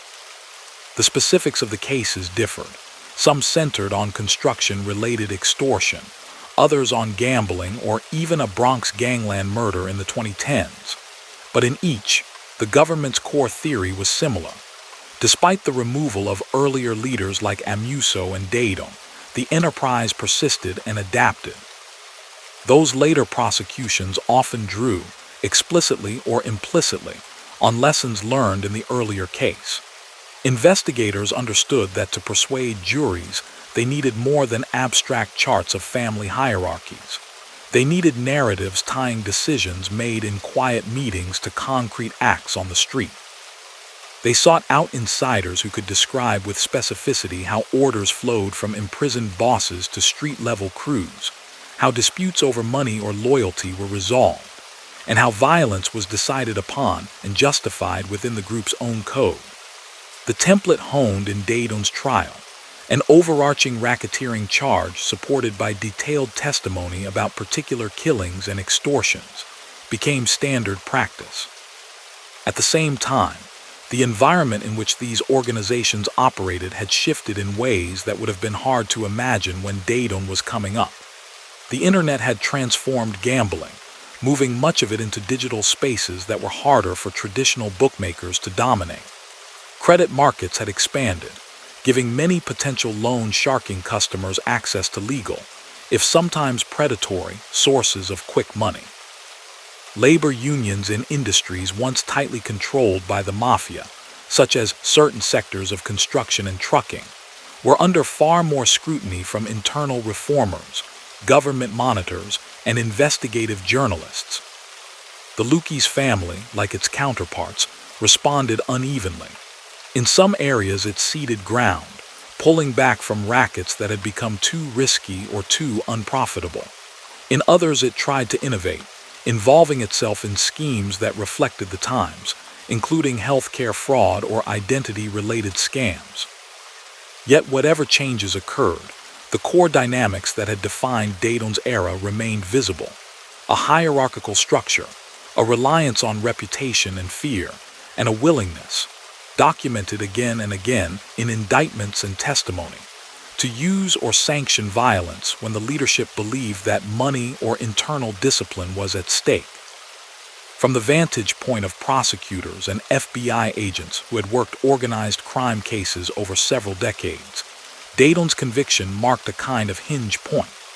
He belonged to a generation that had grown up in the dense Italian-American enclaves of mid-century New York, absorbed the tacit lessons of those neighborhoods, and chosen a path that led into the old Cosa Nostra structure. Younger defendants appearing in court in the 2010s often had more diffuse backgrounds. Some still hailed from traditional strongholds, but others came from more mixed neighborhoods or even from outside the New York region altogether, drawn less by ethnic ties than by the lure of an already mythologized name.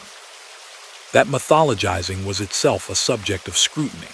In the decades after his conviction, scholars, journalists, and Italian-American advocacy groups continued a conversation that had begun long before his trial: how to separate the history of organized crime from the broader story of Italian-American life. For many in the community, men like Daidone represented a small, destructive minority whose actions had unfairly shaped public stereotypes. They pointed out that the vast majority of Italian Americans had pursued ordinary, law-abiding lives, working in factories, building businesses, seeking education for their children, and that organized crime had harmed them as well, through union corruption, neighborhood violence, and the erosion of trust in local institutions. Serious historians echoed that distinction. Works by writers such as Selwyn Robb and Jerry Capeside emphasized that the Mafia's rise was rooted less in some supposed cultural predisposition than in a combination of historical factors: the marginalization of immigrant communities, the demand for illicit goods and services during Prohibition, the failure of law enforcement to police certain industries, and the opportunities created by urban machine politics. In those accounts, figures like Daidone were products of specific social and economic conditions rather than representatives of an entire heritage.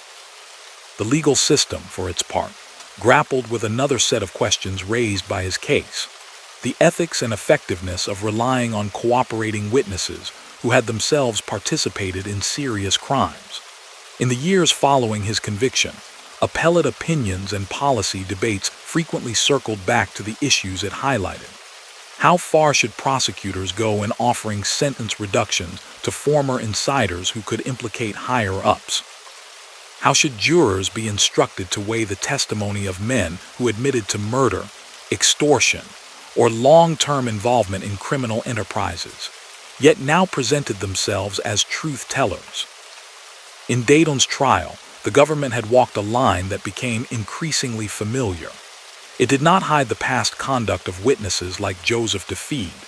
Indeed, it emphasized it, arguing that only someone fully embedded in the organization could offer reliable insight into its workings.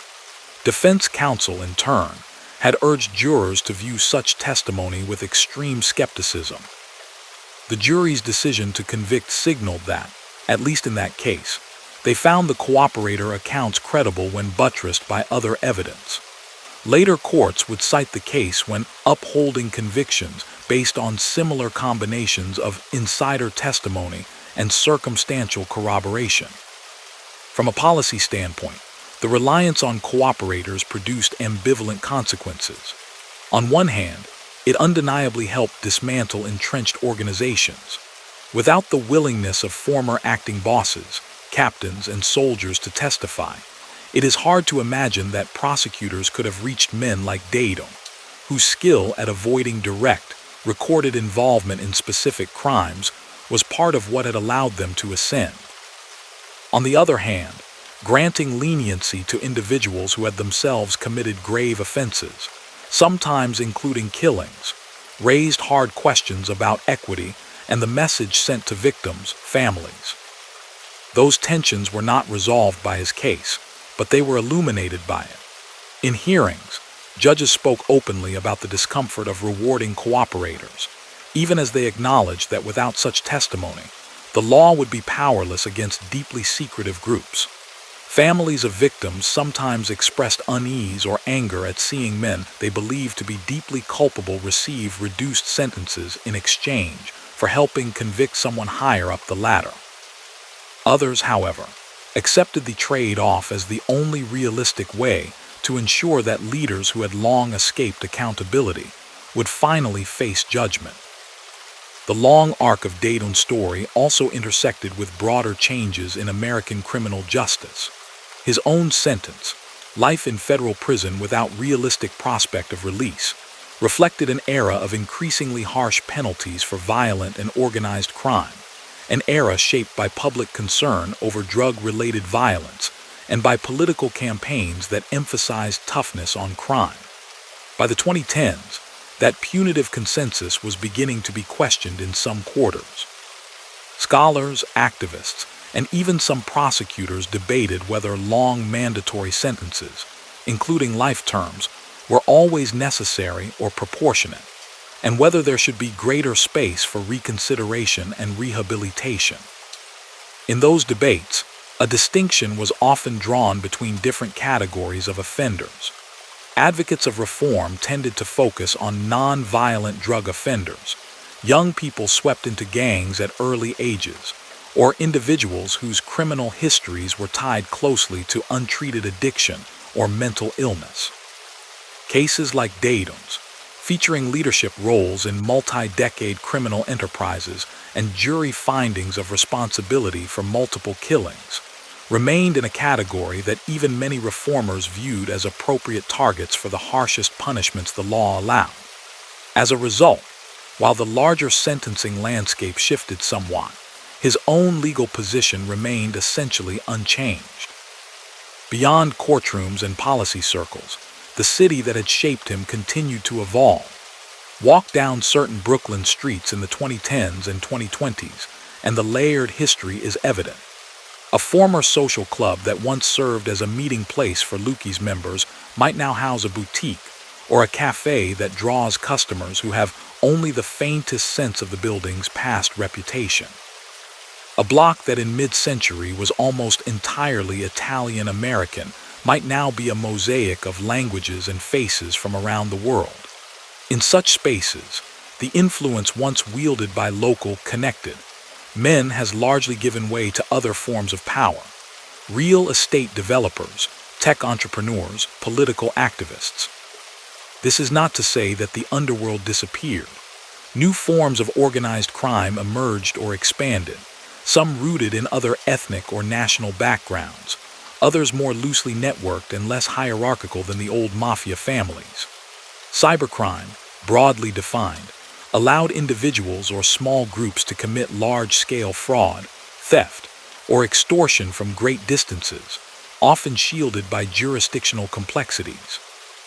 Drug trafficking routes grew more global, involving actors from multiple continents. In this context, the old Cosa Nostra model, territorial, clan-based, dependent on face-to-face relationships, seemed to many observers both outdated and, in some limited ways, less threatening than newer, more diffuse networks. Yet for those who study criminal organizations, the history of men like Daidone remained relevant.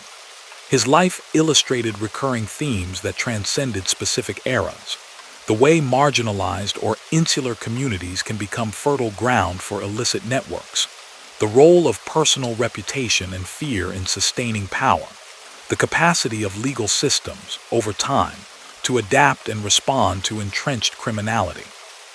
Comparative criminologists drew parallels to other societies where similar patterns had appeared, from southern Italy to parts of Latin America or Eastern Europe, with different cultural inflections but familiar dynamics of secrecy, loyalty, and underground governance. One of the starkest lessons of his trajectory concerned the limits of street power. For decades, his influence was real but informal, recognized in the gestures and deference of those around him rather than in any official title. That influence, however, existed always within a larger framework of law that, while slow to mobilize, ultimately imposed its own, far more rigid hierarchy, that of federal statutes, sentencing guidelines, and judicial discretion. The same invisibility that once helped shield him from immediate detection, his tendency to blend into the background of neighborhood life, proved no defense once the cumulative weight of informant testimony, surveillance, and RICO theory was brought to bear. From a moral standpoint, his story invites reflection not only on his own choices, but also on the social forces that made those choices imaginable. The crowded post-war Brooklyn blocks where he grew up offered young men a set of models for success that included both hardworking small business owners and quietly feared men of respect. Economic constraints, limited mobility, and informal neighborhood codes of masculinity all played their part. None of this absolves individual responsibility. Many who experienced similar conditions chose lawful paths. But it does complicate any simplistic reading of his life as solely the product of personal vice or innate criminality. For the families harmed by the acts attributed to him, such reflections can feel abstract. Their experience of his story is more immediate: a loved one lost, years of uncertainty, and then a courtroom where men they had never met recounted decisions made in back rooms that had irrevocably altered their lives.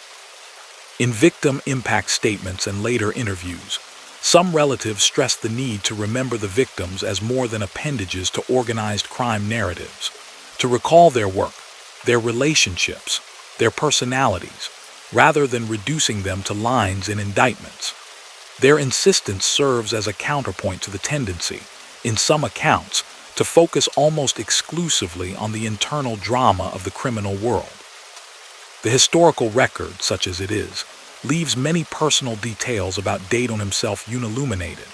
There are no public diaries, no extended interviews, no memoirs offering his perspective on the path he chose, the organization he served, or the trial that ended his free life. Unlike some figures who later sought to recast themselves as repentant or as misunderstood, he has remained largely silent. That silence leaves room for speculation, but responsible history resists filling it with imagined motives or inner monologues. Instead, it confines itself to what can be documented: the arc of his rise, the evidence presented at his trial, the judgment rendered by the court, and the broader patterns into which his life fits. Looking back across that arc, from the post-war tenements of Brooklyn to a federal penitentiary hundreds of miles away, the continuity and disjunctions are striking.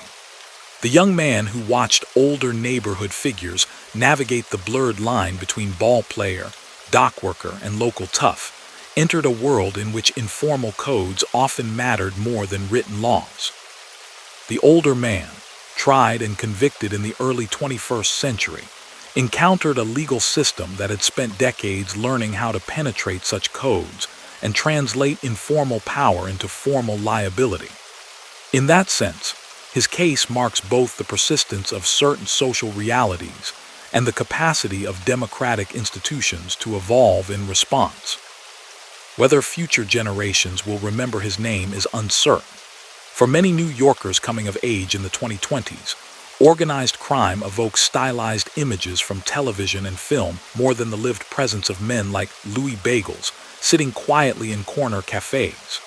Yet in archives, casebooks, and the memories of those who investigated, prosecuted, defended, or were harmed by him, the details of his life and downfall continue to matter. They serve as a reminder that behind every familiar genre, mob story, mafia trial, lies a complex human and institutional history in which individual choices and collective structures intersect in ways that shape not only the fates of those directly involved, but also the trajectory of the communities and legal systems that surround them. Years after the courtroom doors closed behind him, Louie Bagels, Daidone's life unfolded in a place the public rarely sees. In federal custody, his world contracted to a set of corridors, cells, and institutional routines that bore no resemblance to the storefronts and sidewalks where he had once exercised influence. The man who prosecutors said had quietly held sway over a New York crime family now queued for meals, waited for head counts to clear, and moved according to rules enforced not by whispered reputation, but by correctional officers and bureaucratic procedure. The available record does not catalog his daily schedule or his personal reflections. Federal prisons are, by design, opaque to outsiders. Most of what is known about life inside them comes from general policy and from accounts of other inmates in similar circumstances. Those accounts describe an environment that is rigid and repetitive. Wake-up calls before dawn, roll calls, work assignments in kitchens, laundry rooms, or maintenance crews, limited recreation. Occasional visits from family members separated by glass or watched over in monitored visiting rooms. Phone calls that are recorded and time-limited. Letters that pass through staff review. In such conditions, a life sentence stretches out not as a single, indivisible block, but as an endless series of cycles.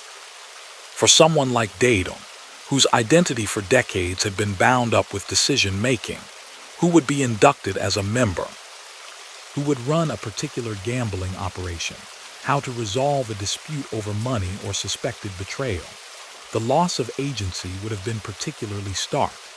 In organized crime circles, power expresses itself in being able to say yes or no, to grant permission or withdraw it, to call someone to a meeting and know that they will come. In prison, the power to decide is reduced to small things: whom to sit with at a meal, what to purchase from the commissary, whether to attend a religious service, how to respond to a slight or a misunderstanding in a confined social world. While he lived out that new reality, the outside world gradually filed his story away. Lawyers and judges who had once spoken his name in crowded courtrooms moved on to other cases. The prosecutors who had argued that he represented the living core of a criminal enterprise took up new assignments: terrorism, corruption, corporate fraud. Federal agents who had spent years trailing him and his associates retired or transferred to different squads, handing down their knowledge of the Lucchese family to younger colleagues for whom Louie Bagels was less a looming presence than a figure from the recent past. Yet his case continued to resonate in institutional memory. Within the FBI, the long campaign against the New York Mafia was studied as a model of patient, cumulative work. Training sessions for new agents assigned to organized crime squads sometimes included summaries of the major cases, the commission trial, the takedowns of the Gambino and Colombo hierarchies, and the prosecutions that had targeted Lucchese's leaders, including Daidone. The message was not triumphant so much as practical. These were examples of how to build complex cases, how to use wiretaps lawfully and effectively, how to protect and manage cooperating witnesses, how to frame indictments so that juries could follow years of events without getting lost. The timing of his conviction, coming as it did in the years after the September 11 attacks, added another layer to the story. In the early 2000s, the FBI dramatically reoriented its priorities toward counterterrorism, shifting agents and resources away from traditional organized crime. Some observers predicted that this shift would create space for the Mafia to recover lost ground. That rebound never fully materialized, in part because the legal and investigative tools honed in cases like Daidone's had permanently altered the landscape. Even with fewer agents devoted exclusively to Cosa Nostra, the existence of experienced prosecutors, a network of former insiders in witness protection, and a well-developed body of case law meant that attempts to rebuild large-scale, hierarchical organizations faced immediate and sustained pressure. The culture around organized crime was changing as well. When Daidone was rising through the ranks in the 1970s and 1980s, films like The Godfather and later Goodfellas shaped public imagination about the Mafia. Those movies, while sometimes critical, also contributed to a certain romantic aura: codes of honor, elaborate rituals, stylized violence. In the late 1990s and early 2000s, The Sopranos brought a more psychologically complex, sometimes darkly comic portrait of a fictional New Jersey boss into millions of homes. Viewers debated its merits and realism, often without direct reference to the actual cases unfolding in Brooklyn and Manhattan courtrooms. That disconnect mattered. Prosecutors and historians alike noted that popular culture could blur the line between reality and dramatization, sometimes obscuring the harm done by real-world organized crime. In glossy television narratives, the consequences of extortion, loans, and killings are often subsumed into character arcs. Victims appear briefly, if at all. In the legal proceedings that defined Daidone's fate, they were central. The names of Thomas Gilmore and Bruno Facciola were not plot devices, but the anchors of murder counts. Their relatives sat in court, traveled to hearings, and spoke about lives shattered, not anti-heroes' psychology. Journalistic and scholarly work in the years after his conviction often wrestled with that tension. Reporters who covered organized crime were careful to distinguish between cinematic tropes and the mundane reality of many mafia rackets. Ledgers of bets, cash envelopes passed in parking lots, quiet pressure on a bar owner to accept certain vending machines or hire certain workers. Academics analyzing the Lucchese family's trajectory highlighted the distance between the aura of men of respect and the practical impact of their operations. Inflated costs for construction projects, distorted labor markets, the loss of trust in unions and local businesses. In this analytical literature, Daidone's case frequently appeared as a turning point in the use of what legal scholars call enterprise theory. Under RICO, The government did not have to prove only that an individual committed isolated acts. It could argue that he played a role in directing an ongoing enterprise that itself had a pattern of criminal behavior. Courts evaluating his conviction addressed how far that theory could stretch. What kinds of evidence were sufficient to show that someone was not merely a participant, but a leader? How killings committed years earlier could be linked to later acts of gambling and extortion to form a single pattern. Law schools dissected those questions in seminars and casebooks. Students learning about federal criminal law read excerpts from opinions that summarized the evidence against him and against others in similar positions. Discussions ranged from technical issues, how to define in aid of racketeering in the context of a murder charge, to broader concerns about due process. Was it fair, some asked, to admit testimony about older, uncharged acts as context for newer crimes? Courts had upheld that practice, but defense attorneys and some commentators worried that it blurred the line between evidence and narrative, potentially prejudicing jurors. Part of what made the debate so charged was the unavoidable fact that many of the key witnesses in his case and others like it were themselves deeply implicated in wrongdoing. Former acting bosses, underbosses, and captains took the stand to describe not only what others had done, but also what they themselves had ordered or allowed. In exchange for truthful testimony, they often received significant sentence reductions.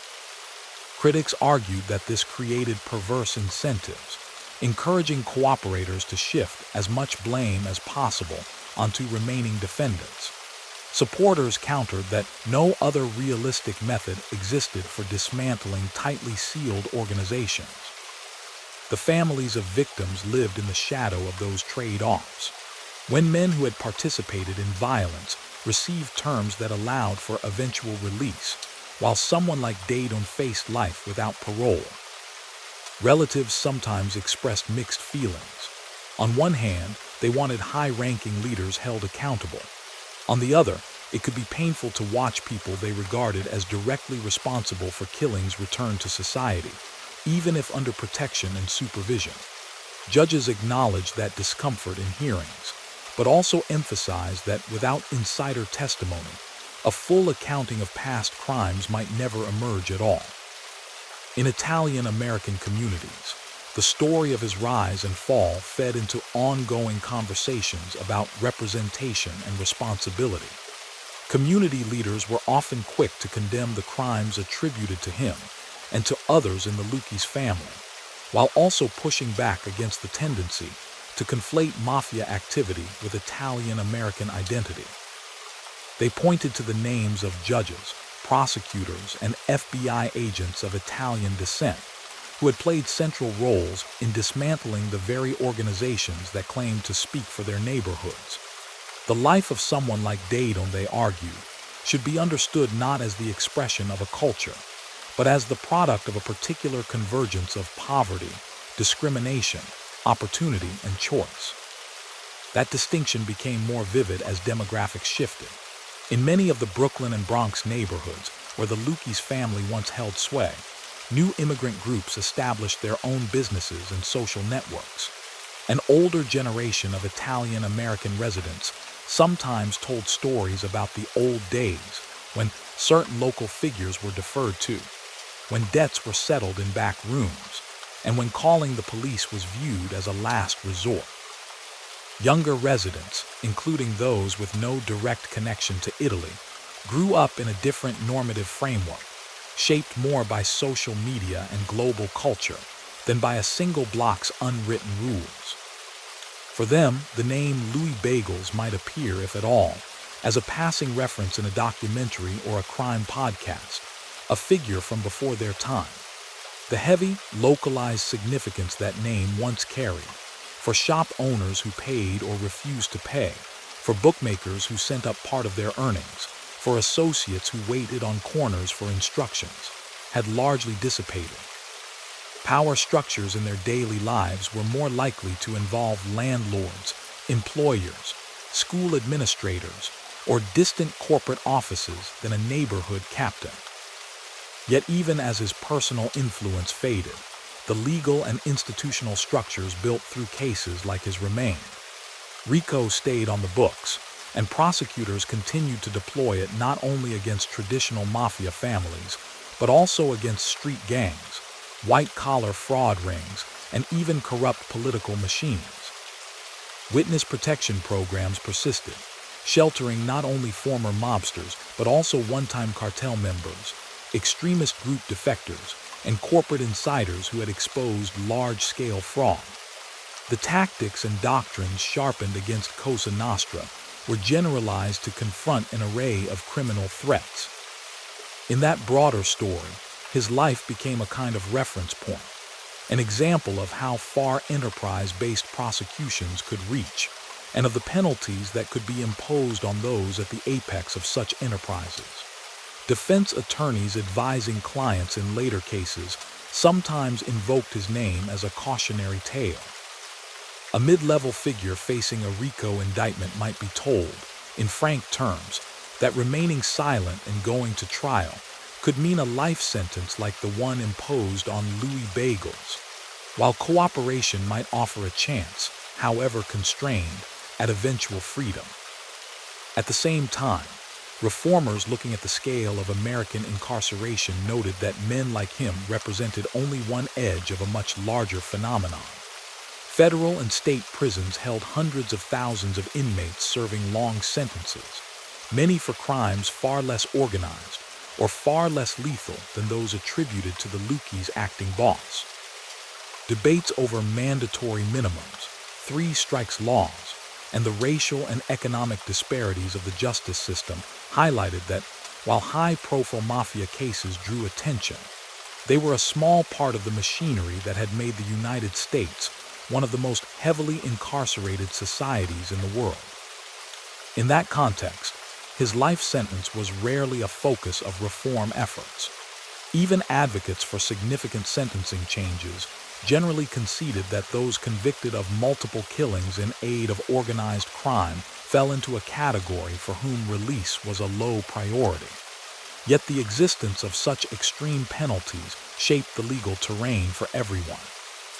The bargaining power of prosecutors in plea negotiations, the pressure on defendants to cooperate, and the length of sentences handed down in less notorious cases were all influenced by the outer limits of punishment available and regularly imposed in cases like his.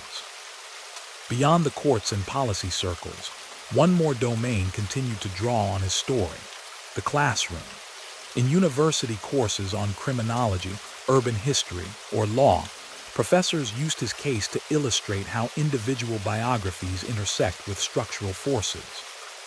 Students read about a boy born into a working-class Brooklyn neighborhood in the mid-1940s, see him as a young associate in the 1960s and 1970s, a captain and alleged acting boss in the 1980s and 1990s, and a life-sentenced inmate in the 2000s. Alongside those biographical milestones, they trace the rise of federal law enforcement's capacity, the waves of urban change, and the shifting cultural meanings attached to words like mafia and organized crime. When examined in that way, his story ceases to be just a tale of crime and punishment, and becomes also a window into the second half of the 20th century and the early 21st. It reveals the consequences of deindustrialization in cities like New York, where the decline of factory work and dock jobs narrowed legitimate opportunities for young men in some neighborhoods, even as it opened new illicit markets. It reflects the entanglement of legitimate and illegitimate economies. Union locals co-opted, construction projects compromised, small businesses squeezed. It shows the feedback loop in which public fear of crime and visible disorder fueled political support for aggressive policing and harsher sentencing, which in turn reshaped communities and family structures. For all that, there remain elements of his life that historians must acknowledge as unknowable. What he thought in the quiet moments of his later years, whether he ever reconsidered the path he had taken, how he interpreted the choices of former colleagues who cooperated with the government, what he told, or did not tell, his own family about his past, these are questions without public answers. They are the kinds of questions that lend themselves to fiction, which can imagine inner worlds and private reckonings, but in a documentary portrait grounded in verifiable fact. They remain blank spaces. What can be seen clearly is the line that stretches from a post-war Brooklyn neighborhood, crowded apartments, corner stores, parish churches, and social clubs, to a federal prison cell hundreds of miles away. Along that line are marked points: initiation into a crew, promotion to soldier and then captain, involvement, according to witnesses and juries, in lethal enforcement of a criminal group's will, quiet meetings in bagel shops and cafes where decisions were made that others would later describe under oath, the slow tightening of investigative attention, arrest, trial, conviction, and life sentence.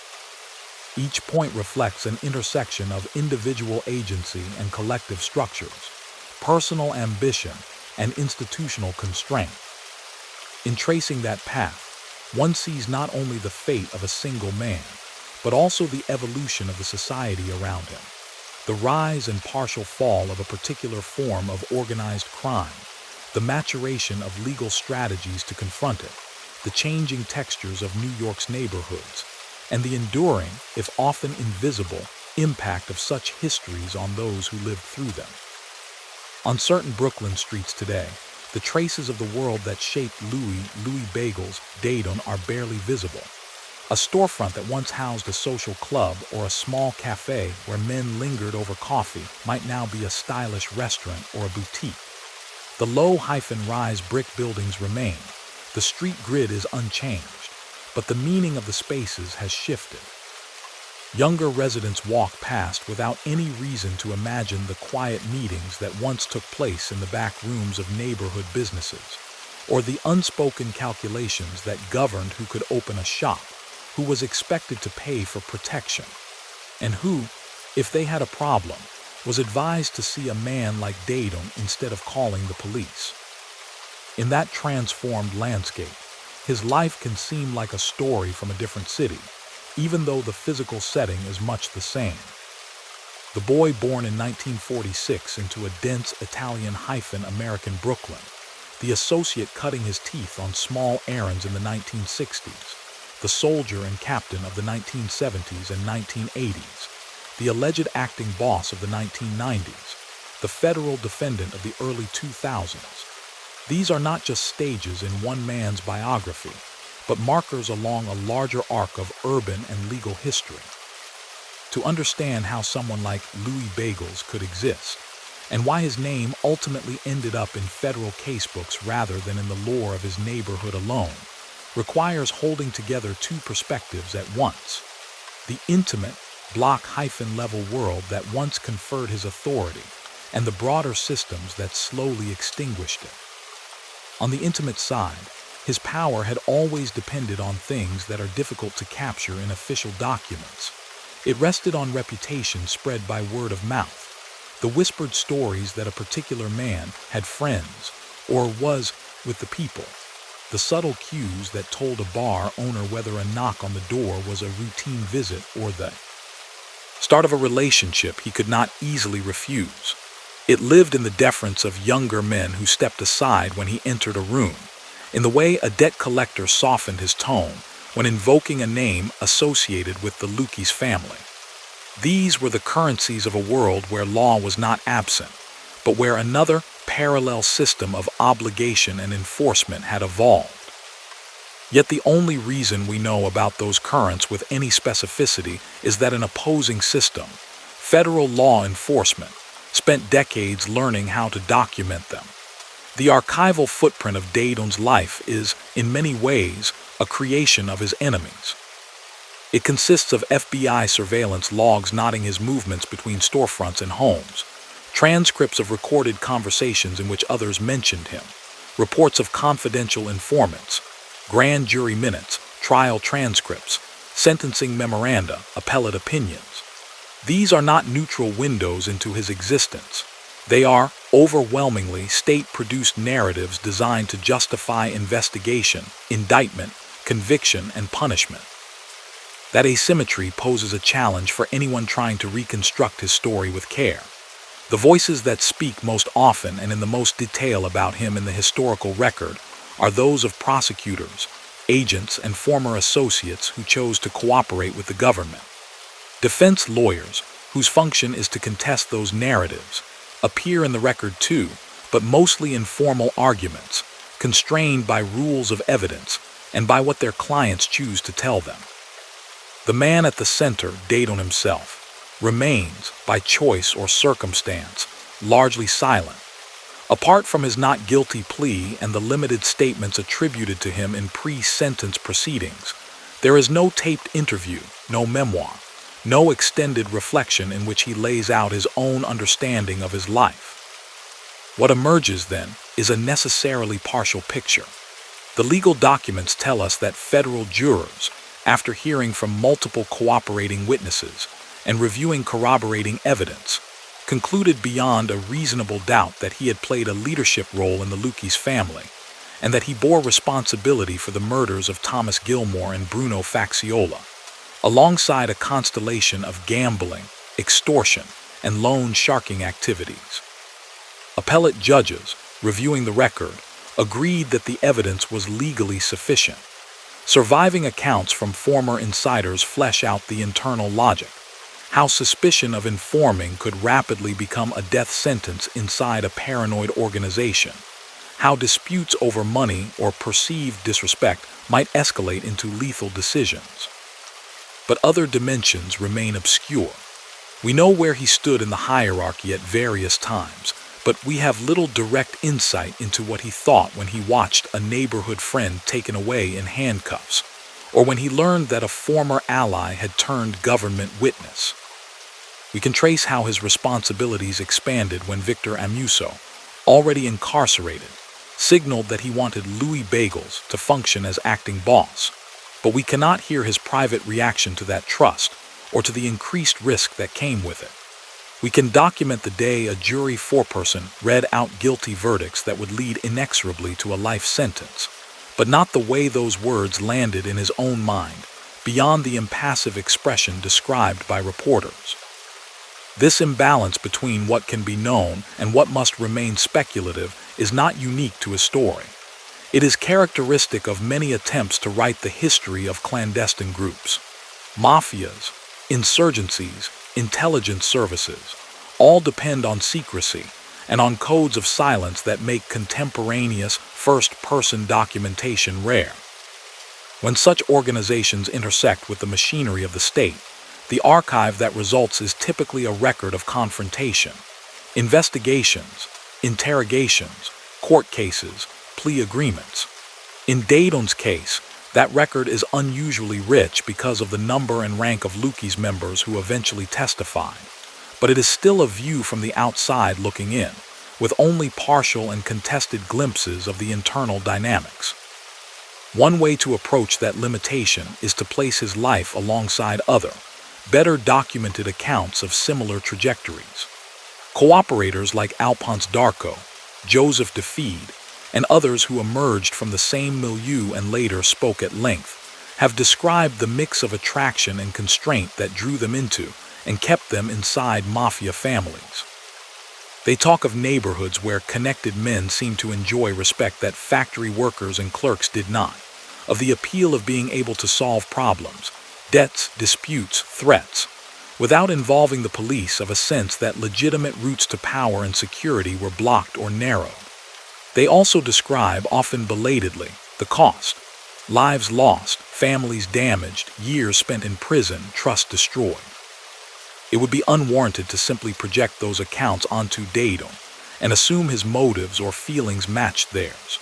People in superficially similar roles can experience their circumstances very differently. What those parallels do provide, however, is a framework for understanding that his was not an isolated, inexplicable path. He had, from adolescence onward, examples close at hand of men who built status through their ties to the Lucchese family. He operated in an environment where the state's presence was sometimes viewed with suspicion or hostility, and where loyalty to a criminal enterprise could, for a time, bring tangible rewards. He made choices within that context, choices that, as the legal record shows, exposed others to fear, and for some, to fatal outcomes. If the early sections of his story illuminate the forces that drew him upward in the Lucchese hierarchy, the later sections reveal the limits of that power when confronted by an increasingly capable state. For decades, men like him benefited from weaknesses in law and in investigative technique. Before RICO, it was difficult to hold leaders accountable for crimes they directed, but did not personally carry out. Before extensive use of electronic surveillance, conversations in cars or at the back of storefronts could be conducted with relative impunity. Before witness protection programs gained experience in relocating and supporting former insiders, the Mafia's promise of revenge against rats had real deterrent force. By the time he stood trial, much of that had changed. The statutes were in place. The technical means existed to record conversations and track movements. The institutional knowledge needed to handle cooperators had been built case by case since the late 1970s. The very killings that had once signaled his reliability to the Lucchese leadership, if the trial testimony is to be believed, became, a decade later, the centerpiece of the case that secured his life sentence. What had been an internal message of discipline became, through the lens of a federal indictment, evidence of a pattern of racketeering activity. In that reversal lies one of the central ironies of such lives.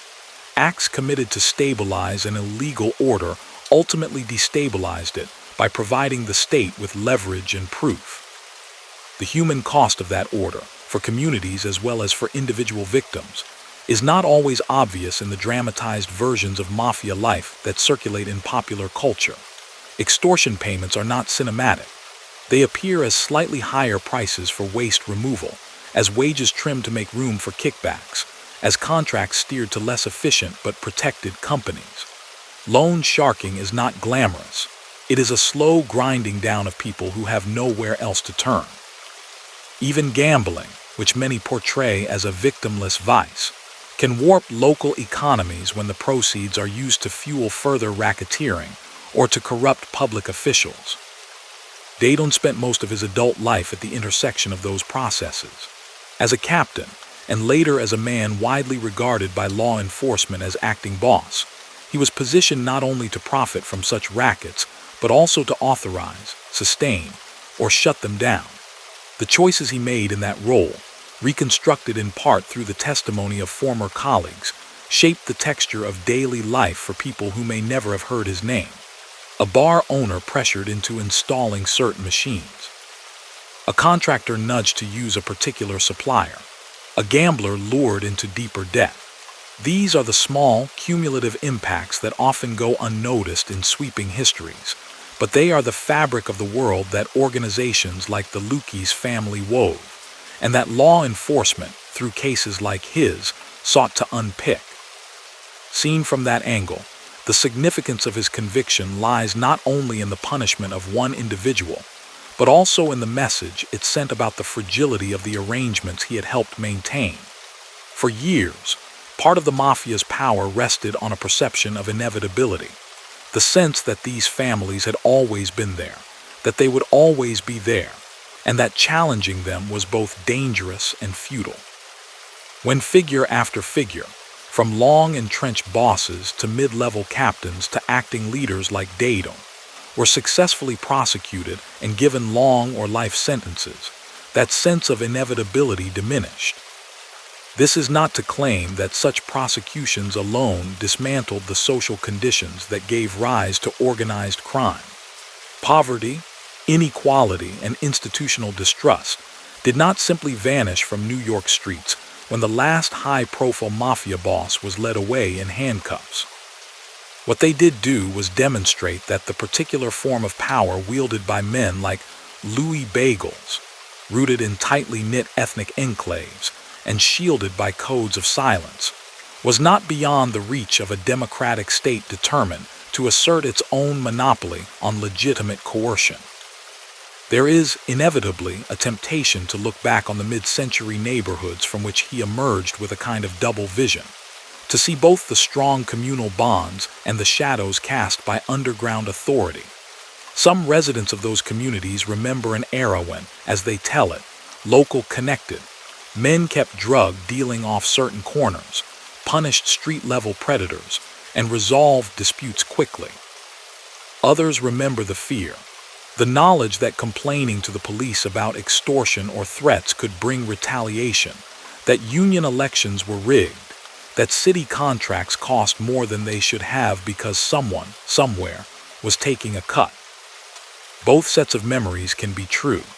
They describe different facets of the same phenomenon, a parallel system of governance that arose in specific historical conditions, and that men like Daidone helped sustain. When that system collided, over and over, with the formal institutions of law in the late 20th century, something more than individual careers was at stake. The outcome would help determine whether urban neighborhoods would be governed by private, unaccountable power for another generation, or whether the slow, imperfect work of legal reform and public oversight would gain the upper hand. In that light, his life can be read less as an isolated crime saga than as a chapter in the evolution of American urban democracy. It highlights the consequences of leaving entire sectors, garbage hauling, construction labor, waterfront work, only lightly supervised, creating openings for private enforcement rackets. It underscores the importance of building legal frameworks, like RICO, that can address not just single acts but the organizational structures that make those acts possible. And it demonstrates, in concrete terms, how long it can take for those frameworks to catch up with people who have learned to operate in the gaps between them. As the third decade of the 21st century unfolds, Louie Bagels remains in federal custody, serving the life sentence imposed after his conviction on racketeering and murder charges. The available public records list his year of birth, his offenses, his projected release date, which, in practical terms, is life, and little else. The bureaucratic language of the prison system has absorbed a man who once navigated a far more informal, but no less rigid, hierarchy. Outside, the city that shaped him continues to change in ways that would likely be unrecognizable to the young man who first gravitated toward older, connected figures on Brooklyn streets. Digital economies have taken root where manufacturing once stood. New waves of immigrants have opened businesses in neighborhoods once dominated by a single ancestry. The formal systems of law and governance that he spent much of his life circumventing or defying remain flawed and contested, but they are also more attentive, in many respects, to the dangers of allowing unofficial power structures to thrive unchecked. What remains of his presence in that new landscape are traces. The memories of those who knew him personally, the grief of families who lost loved ones to decisions in which he was found to have played a part, the case citations in legal opinions, the chapters in books on organized crime that bear his name in passing. For most people walking past the places where he once did business, he is an invisible figure. For those who work in the fields of law, criminal justice, and urban history, he is an instructive one. In the end, the meaning of his story lies not in any single dramatic moment, the clandestine meeting, the whispered order, the courtroom verdict, but in the entire trajectory from anonymity to clandestine authority to public judgment. It shows how a particular combination of background, opportunity, and institutional failure can allow someone to rise within a criminal organization, and how, over time, other institutions can respond.